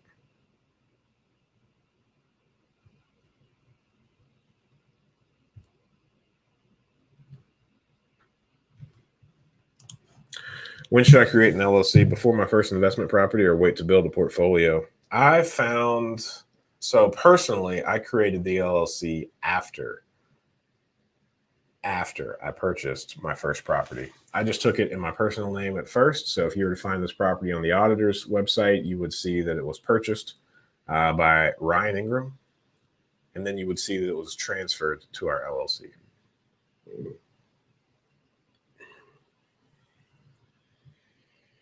There's no real right or wrong. A lot of it depends on your state. So here in Ohio, when I first moved to Ohio, I moved from North Carolina, and I did not start an LLC down there because there's some sort of like annual reporting fee. And I think it's like $500. And I can't remember the startup fee, but $500 a year is a lot of money, especially when you're not making any money. So I wasn't down to pay $500 just for the privilege of having an LLC.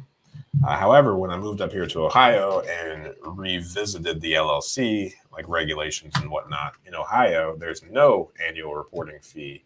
And in order to start a business, it only costs $99. It's a one-time fee, and it takes like 4 days to process. So since I moved to Ohio, I have a myriad of LLCs at this point. What we've done, generally, the rule of thumb that we have adhered to is we have one LLC per 10 properties. So we'll create an LLC. We will then turn around and put 10 properties in the name of that LLC. And once that LLC is full, we will create another one and do that same process over and over again. However, that was the advice that we received from a CPA and an attorney. They got together and they came up with that very arbitrary number of 10. We are revisiting that now because as we are doing this refinance, like right now, we're refinancing 44 properties, which, as you can already do the math, spans over 5 different LLCs, and we are getting charged. So in theory, it's going to be 5 separate loans because of the 5 different LLCs. And there's a corresponding fee with each of those as well. So now we're revisiting that because I think if you were to be structured appropriately as far as LLCs go, and then if you have an appropriate level of insurance, you should be good. But again, this is one of those personal decisions. Get with your CPA, you and your CPA, then get with your attorney and figure out what's best for you. in a decent amount of conversation, figuring out what your risk tolerance is, and then do it accordingly. Do you find a lot of opportunity in your market? Do you ever pass up on deals that meet your criteria? That's a really good question. And yes, so we find a lot of really good deals. And yes, we also pass up on deals that meet our criteria a decent amount. So just recently, so this is a decision that we recently made. There were 7 properties available. Nope, that's not the right number. This is the deal that I passed on. There were 5 properties available for $50,000 each. They wanted $250,000 for each of them. This deal came to us right after we just put 11 properties under contract for $280,000. So from that standpoint, we passed on the 5 property deal because 11 properties for $30,000 more met our criteria even more so than the 5 for $50,000 each. So there's that. We have found that each time we pass on deals that meet our criteria, it's because of a bandwidth issue, either from like an administrative perspective or from like an actual contractor's perspective. Like, do we have the appropriate number of crews to be able to work on all these at once? Because I've shared on the channel multiple times that the more properties we have under renovation at once, the more stressed out I become. So at one point we had like 17 properties open at one time. That was not fun for me. So we passed on a lot of deals during that time period just because of, they had to be occupied or they would just end up sitting for too long. Yeah, I remember you mentioning the mastermind group you're a part of. Yep. So I cannot look up a property's title until after I acquire it. Can't I do that like a day before it goes on foreclosure sale? You can't look up a property's title until after you acquire it. Hey, Ian Gilligan, what's up, man? It's been a while. I know I texted you once because I saw your street and thought of you. I can't look up a property's title until after you acquire it. I don't know, man. I don't know why you would want to, honestly. So, I mean, the title company handles that. I know if you search around on the internet, a lot of people say a lot about title, but I mean, if you have a good title company, like this is 100% their job. Like they do everything for you, and you shouldn't try and attempt to do any of this yourself because it's just not your area of expertise. And you're not going to be the one that provides the insurance on it after you close it. So as a rule of thumb, it doesn't. So like when you are approaching foreclosure, and this is in our market. So in Ohio, what I'm saying is true. I have no idea about any other states in the foreclosure process, but in Ohio, you go to the foreclosure. If you're interested in the property, I mean, do all your numbers, research it, go visit it, see the area, see the condition of the house, make your speculation about the interior work or the exterior work, and understand your max bid. You go to the foreclosure, you bid on the property.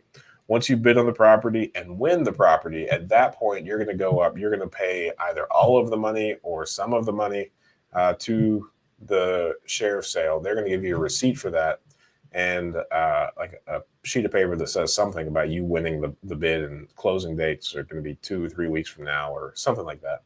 You take all of that information and then you take it to the title company. The title company will do the title search. They're going to see if there are any issues with the title.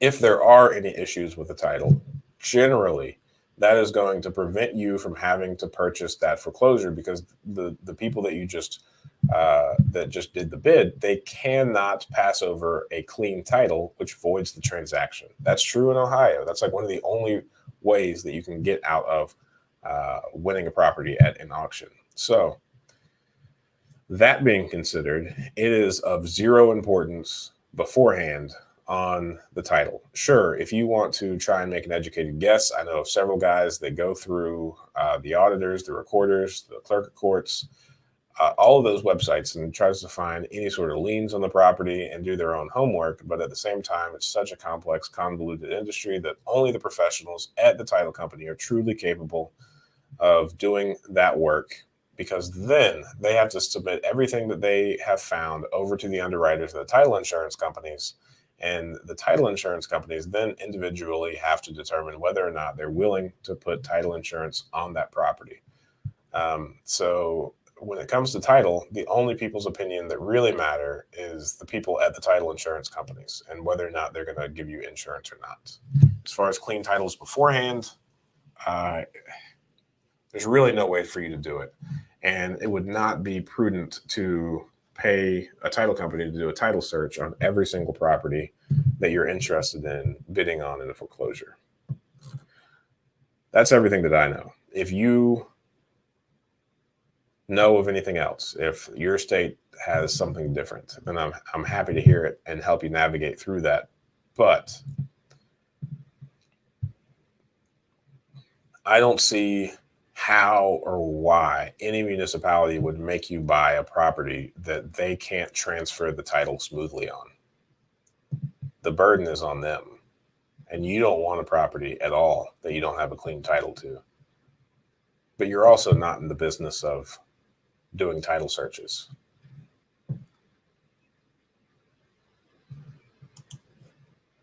What's the object on the table?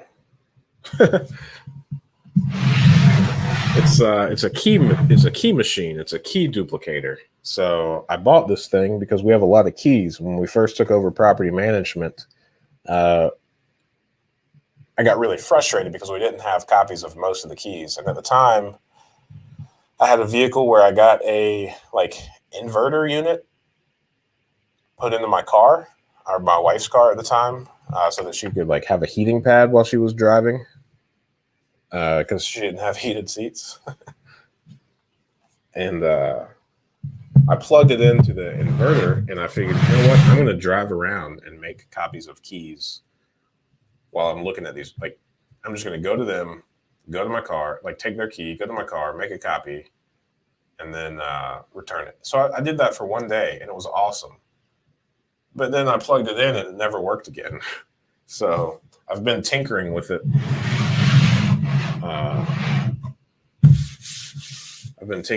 As I have time, trying to play electrician and slowly replace things. But we also just purchased another one.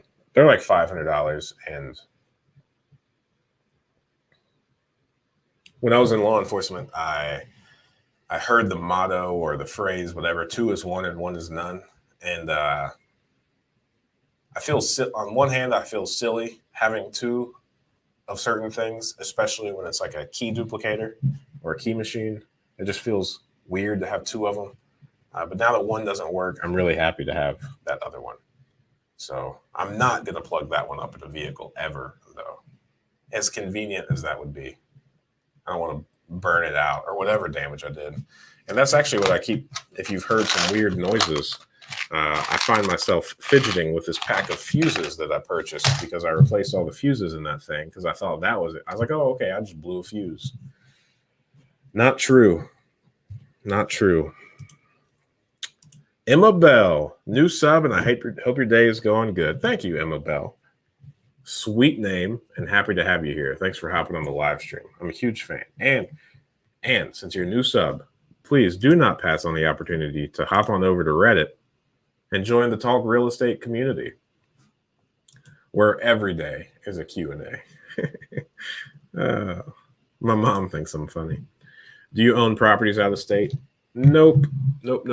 Sure don't. And I think I'm not opposed to doing it. At one point we will, but right now there are still a lot of really good deals to be had inside the market that we're in. And there's no real need to, change up what we're doing if we got a good thing going. Good morning. Happy to see you back on here, man. Hey, Nathan. I'm doing great. Thanks for asking. Maybe I should buy a property in your area and have your company manage it. Aha. No. We are not property managers here in the state of Ohio. We cannot manage properties because we are not a broker. I am not a realtor. Nobody on our team is a realtor. We can only manage properties that we own.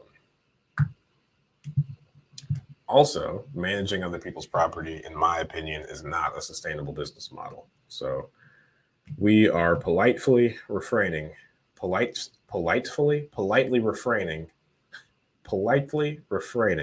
managing anyone's properties ever. Do you use a holding LLC to hold the various LLCs that have properties in them? Are the LLCs with properties in them taxed as disregarded entities and the holding LLC as an S corp? Man, you are sharp. You are sharp. And I see that in Canada land, the laws are pretty similar. Maybe how this works, perhaps. So yes, you nailed it. We have a holding LLC that owns the various LLCs that have properties in them, and the LLCs with properties in them are taxed as disregarded entities. As an S corp, that's how the holding LLC works. So you are now fully qualified to open up a full-blown lawsuit on us, knowing full and well our structure. And is the holding LLC a manager managed, and the sub LLCs it holds member managed that point to the holding LLC? And is the holding LLC a manager managed, and the sub LLCs it holds member managed that point to the holding LLC? Yes. Nailed it. Smart purchase with that key copy. Thanks, man. How did you start your own business? Through years and years of tears.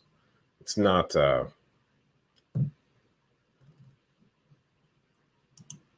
It's not.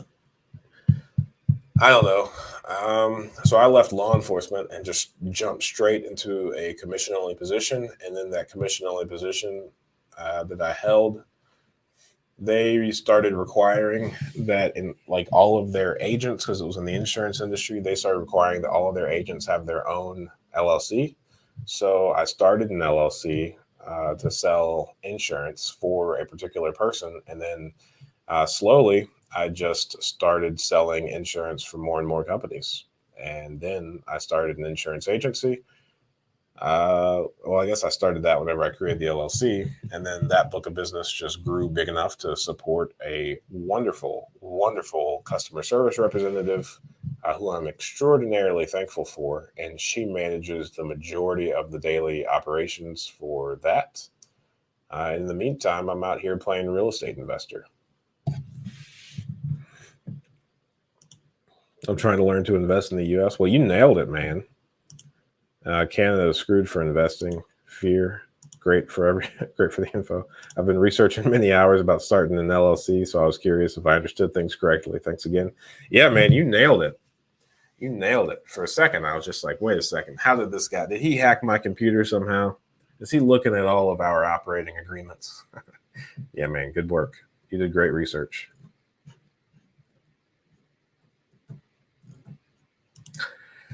So when I was in law enforcement, I worked like 12-hour shifts. And because that wasn't enough, I worked off duty generally either before or after I went in to work those 12 hours. So whenever I started my own business, law enforcement was my backup plan. So I said, okay, if I was down to work 16 hours a day for somebody else in law enforcement, whenever I open up my own business, I'm going to work 16 hours a day for myself, because worst case scenario, if this does not work out, I'm going to go right back to working those 16-hour days. So since I have started my own business, there obviously are days that I've taken off once everything got rolling and whatnot. But I mean, we just recently went on our first vacation in like 4 years, maybe. My brother and I and both of our families went to Gatlinburg and got like a cabin together. So that was tons of fun. But again, that was the first time we have really been on a quote unquote vacation for the first 4 years that we have started our own business. So I would say it's not for like the faint of heart. It's not that. It's definitely not for people that like security or have a lot of like the reward is really big if everything works out. But at the same time, you've got years, sometimes decades, where you're just like one thing away from like everything falling down around you. And I think every business owner, if you get into like a really deep conversation with them, I would say every single business owner could point to like 2 or 3 consecutive things that could happen. And if they did, everything around them would kind of start falling down. That business that they built, everybody knows what their what their weakest points are. So I don't know. I would be lying if I said there weren't days where I really just wanted to have a W-2 job and not my own businesses. But, you know, risk and reward is a real thing. And I would say starting your own business is both high risk and high reward. Now, there are some things that are high risk and low reward, and you don't want to do those either. When we were in Gatlinburg, we took our kids to the pool, and the pool had like a fence around it that was on top of some concrete blocks. And for whatever reason, the child in me came out, and I like jumped up and sat on top of this railing that turned out to be like a retainer wall for like a 30-foot drop on the other side of that pool. And I turned around and then looked down and thought to myself, wow, this is one of those high risk, low reward type situations. And then I turned around and saw like my wife and my sister-in-law, is that right? My brother's wife. They looked at me and they're just like, what are you, 12? I was like, I guess so. This is one of those high risk, low reward situations. I'm getting down from here. So I did.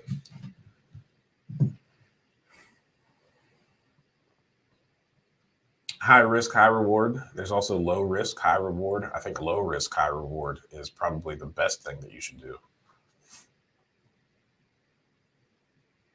If I'm looking at this from like a quadrant, there would be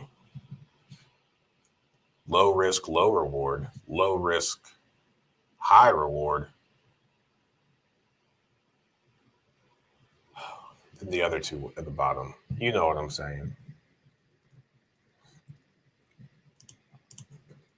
That's where I'm at, working many hours to make others tons of money. I just fear that the market is at a peak and also competition is growing fast. Everyone is getting into real estate now. I don't know, man. I think the real thing that's happening here is you're doing your own diligence and networking and looking at social media stuff. So you have now switched your perspective to all of the people in all of the places that I'm looking are starting to invest in real estate. And I think anytime you research something new and start talking to people that are also researching this new thing, I think it's easy for your brain to play a trick on you and say everyone is getting into real estate investing, when really it's just you've shifted all of your focus into learning about these things. And now you have the lens of a real estate investor on, and you're starting to meet other people that have the same lens on. And now you're under the delusion that everyone is doing it. But hey, if you jump on Reddit, join the Talk Real Estate sub community, and then go to like other places on Reddit, you'll quickly see that like, man, very few people are actually investing in real estate. And there was actually a thread that I came across not long ago where a guy, he started off saying like, I got into real estate 10 years ago. Prices are crazy right now. I feel bad for anybody getting in right now.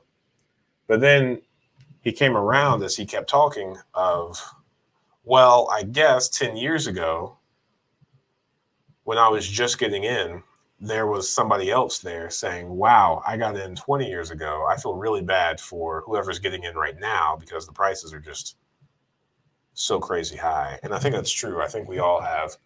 I've heard it called, what is it? Like survivor's complex. For whatever reason, the people that talk about like Elie Wiesel or Viktor Frankl and stuff like that talk about like, how they were able to survive the Holocaust and why, and like the survivor's complex of I did X, Y, and Z, which is why I survived, which may not be true. It may or may not be true. I think we have the ability to do that ourselves, especially when we're looking at like our investments. And I am not drawing correlation to the Holocaust and investing in real estate. I'm drawing correlations to like the mindset of like the mind is just such a malleable thing, and we'd have to be really careful and always zoom out whenever we can, especially when we're focusing on one thing, because we have the tendency to think that because we are in this room, everybody else wants to be in this room too, and because there are other people that want to be in this room, surely everyone wants to be in this room. When it's not true. There are so many people out there that don't even know that room exists yet. To talk about like real estate investing. So I think if you were to play this out over 30, 40 years, if you were to take on, you think it's the peak of the market right now, there might be a correction, sure, but 50, 60 years from now, I can almost guarantee that everybody will wish that they bought more real estate today, even despite the fact that it may crash, right? Like, you know, other people in other industries like the stock markets and whatnot talk about dollar cost averaging a lot. So whether the market's up, whether the market's down, just keep putting the same amount of money in there on a daily basis, and over the long run, hey, you'll be thankful you did. Same with real estate. Buy real estate now. Keep yourself in a strong cash position. Don't over leverage yourself on any one deal, which might be hard when you're first starting. But over time, whether you're up, whether you're down, always make sure that your numbers are good, that you're in a strong cash position, that you're not over leveraged on any one deal. And over time, if you continue buying when the market's up and the market's down, you'll be way better off, especially if you stretch out this game plan over the next couple decades. What are the tax credits for home ownership? Man, WB Blue, you always throw some curveballs at me. We're talking about investing stuff, and then you throw in some home ownership stuff. Tax credits for home ownership, I really don't know. The only thing that I know offhand is that the interest that you pay towards the loan is somehow counted against your taxable income, maybe. I don't know. I'm not a CPA. Those CPA fellas figure all that stuff out. I find CPAs that I really like. I become good friends with them, and I lean on them very heavily for all things related to these types of questions. So I would say for most people just starting out, your CPA is a better asset to you than like any other support member out there. Making sure that you build up your portfolio in a way that is best from a CPA perspective, I think takes precedence over the insurance and the attorney thing as well. What do you feel is people's most common fear in real estate investing? What were your apprehensions before investing? I mean, you always hear like the war stories about the toilets and whatnot. And, you know, I had this massive chip on my shoulder personally coming from law enforcement. I had this jaded perspective on humans just a little bit, and I made the assumption that all of the interactions that I ever had with any of the residents were going to be like dealing with my worst encounters with people ever in law enforcement. And that could not be further from the truth. And again, one of those zoom out things that I was just kind of talking about is 99.99% of people want to do the right thing, are really good people, want to have a good home, and want to be viewed highly amongst their peers. A very small percentage of people will tear up your house and take advantage of you, not the majority. And if you are an investor and you have multiple people tearing up your property and taking advantage of you, there is something critical going wrong with like your screening process. So one of the things that you should never lose sight of is if you are experiencing a multitude of negative things inside your real estate investing business, you should zoom out and try and reevaluate why you regularly re-experience these things before assuming that everybody else is really bad. Which is why earlier today, when 3D of Tom asked me some, lessons with morals at the end, I would say zooming out and trying to figure out why in the world are so many people not telling us about issues until we tell them that we need to enter their home for an appraiser, right? Because we really want to impress this appraiser. We do not want to waste their time or have our properties come in under value. When was your aha moment during your law enforcement career that you said to yourself, I'm done with being a cop? That's a great question, Dapper D. I would say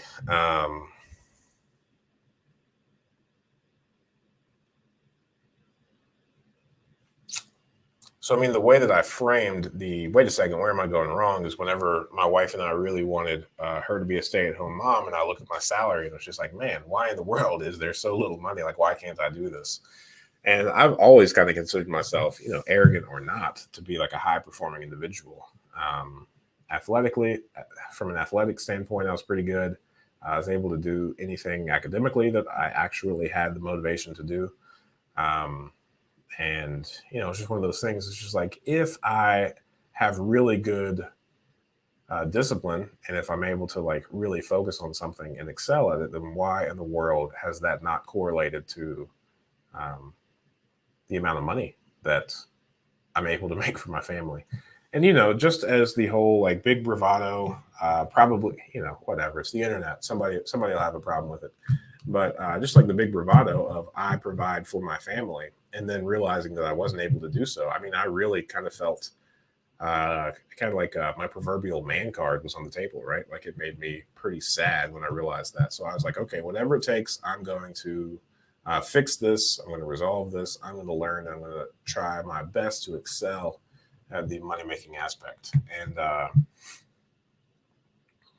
whenever I did that, one of the first things that I did at the time, I think Ty Lopez is the guy's name. He was pretty big on like social media and whatnot, and he was doing tons of advertisements that showed like his cars. That I don't care about cars. In the background, he was like, I have all this stuff because of all these books. So I actually took to, and I was a big fan of just reading and learning before that. I was like, okay, if books can help with that, then I'm just going to start reading as many books as I can in the finance space, which kind of ultimately led into like the self improvement, because personal finance and self improvement, it's like a very fine line between the two of them. So I started reading all those books, and the true aha moment is, I really remember it. It was one of Tony Robbins' books, actually. I think it was, I can't remember it right now, but I grew very frustrated with the book. I was like, I can't believe this is like a bestseller, because I have already read everything that this person is talking about. He is not saying anything new. And then there was this line. And again, I had that idea going on in my head as I was reading it. And then he said something, unbreakable or unshakable. One of those was the name of the book. One of his things was, if you are trading time for money, then you are never going to have as much money as you want, because you are always going to run out of time before you reach that corresponding dollar value. And, again, I was already frustrated because I've already heard that at other places. So I kind of threw the book down. I said that very dramatically. I just stopped reading the book. I put it in the seat, and I just kind of thought about that last sentence for a little bit, even though I had heard it a ton. And I was just like, man, I am stuck if I stay here in law enforcement, because I can truly point to all of the extra hours. Like, if I want $100 more, then I know that I get paid $25 an hour for off duty. So I know that I need to work 4 hours. There's never going to be a point in time where I work 4 hours and get $2,000 here in law enforcement. So that is when I was just like, okay. And that was my aha moment of, if I want to actually make a real effort at achieving the things that I am telling myself that I want to, and if I understand that I'm just trading time for money, then I can't complain if I stay in law enforcement, because I know that I'll never be able to actually achieve those things, because I'm stuck in this time for money loop.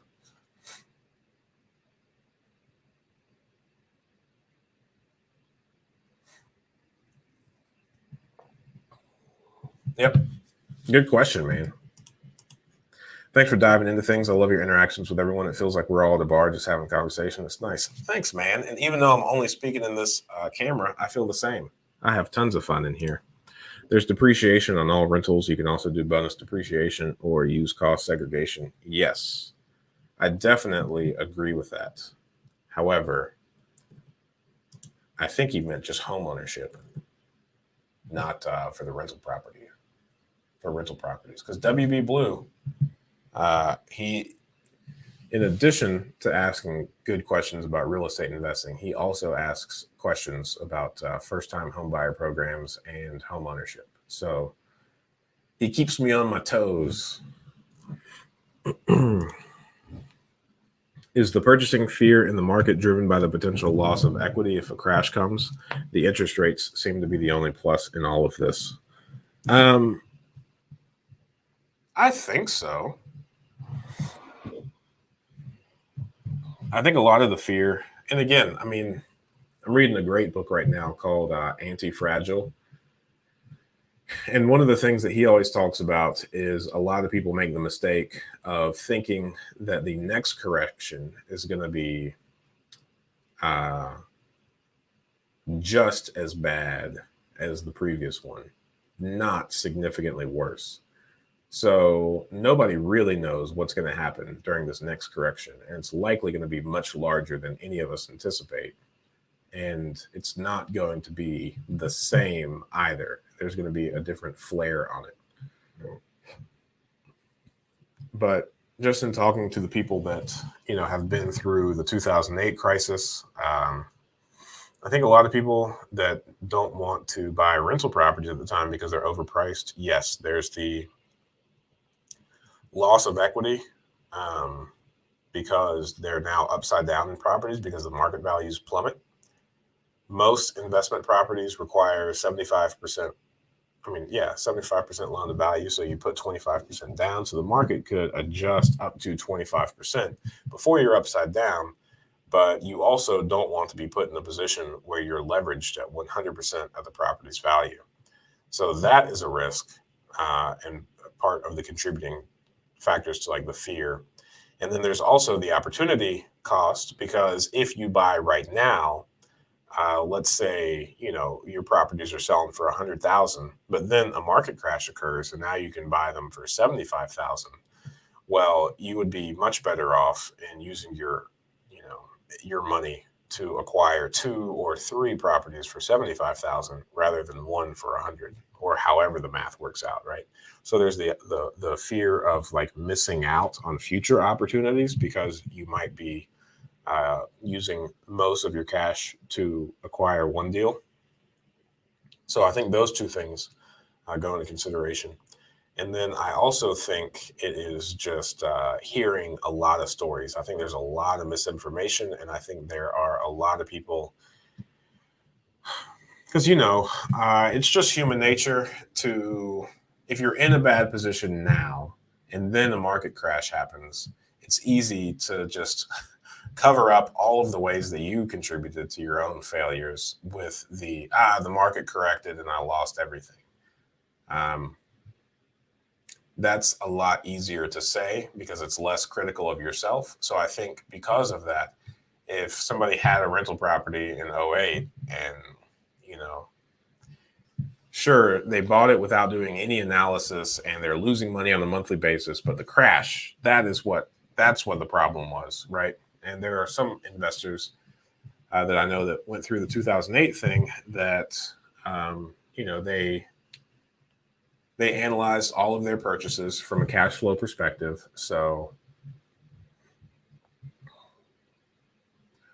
when the market corrected, sure, they lost some equity. They weren't able to sell the properties, but it still cash flowed on a monthly basis. Rents didn't go up, but they also didn't go down. And because a lot of people were losing their homes because they were over leveraged or whatever other bad circumstance, they also became renters. So there was a demand for rental properties throughout the entire duration of that previous housing market crash.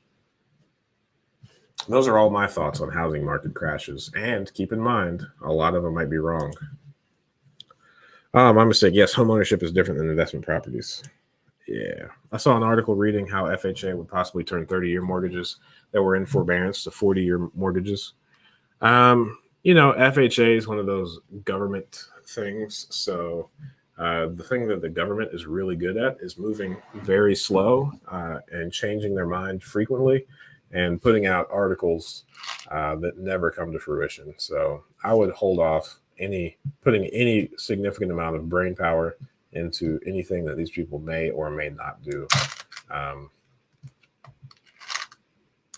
Did that sound a little bit too jaded? The government is what the government is. I don't know. I know the government's not really interested in seeing a massive Great Depression-like economy. So I imagine that the closer we get to that and the more the impending doom is building up, the more great measures people are going to take, like extending the years by 30-some% of mortgage. Will make sense. I'm definitely not for seeing people lose their homes or anything. So if it's within the ability for the FHA people to do it, I mean, it would be nice for them to do it, but at the same time, the funny thing about human nature is if the FHA modifies what they do to accommodate someone not losing their home, then generally in very rare cases does it actually cause a behavioral change. I mean, how many times do people make tons of money but still get in a great amount of debt, right? They expand their lifestyle to the resources available to them. So it wouldn't surprise me or shock me if all of this is just kicking the can down the road because people aren't taking a step back to make the right decisions. But again, I really don't know. I'm rambling about things that are outside of my expertise because this thing's been going on for 2 hours and 17 minutes. So any other questions? We're generally able to push these bad boys out to about 2.5 hours on a pretty regular basis.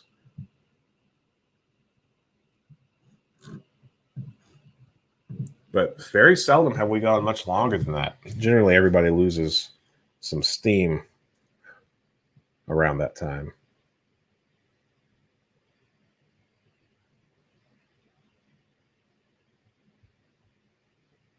I'll wait around for a couple more questions, see what happens. I worked with a lot of LEOs. I totally understand that somberness is something factual. Not jaded at all. Oh, I could sit here all day. Me too, Scott. Me too. I'm always tempted to. But hey, even more reason to hop on and join this Reddit.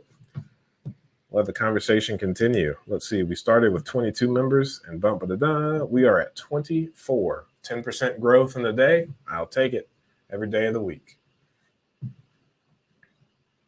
Yet the last week, now we were going from 3 members to, I think we went from 3 to, I don't know, 11 or 12. I can't quite remember, but that was awesome. Growing 300%. But hey, as these numbers get bigger, 24 people, that's a lot of good times. I'm looking forward to staying connected with you all throughout the week and, buy some properties together. That's tons of fun. Yee. Well said, Nathan. Yee. All right. Well, any other questions? If not, just be sure to go over there to the subreddit, join that so that we could all become real good friends, answer our questions, encourage each other, push each other forward, and buy boatloads of property to build generational wealth so that we could leave our kids better than where we found them.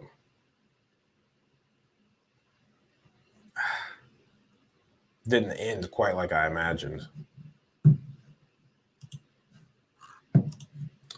Just want to say again, thank you for another down-to-earth, no Lamborghini background information session. I hope you keep succeeding. Thanks, man. I really appreciate it, and thanks for being on here again. Yeah. Thanks, man. I really appreciate it. I have had a massive amount of people, just share all of their information with me that has made all of the difference in the world. So, what is that thing they say? Freely receive, freely give. That's really important to me. So, I appreciate the words. Man, you guys are awesome. We need to get Ash over there. Let me see if I can. Here we go. We need to get you guys over to Ash. Maybe we could all have a meet on Reddit and have a great conversation. Alrighty, gentlemen. Well, I sure do appreciate it, and I will talk to you all next week, if not sooner, on Reddit. All right. Next Friday, 8 a.m. Eastern Standard. See you then.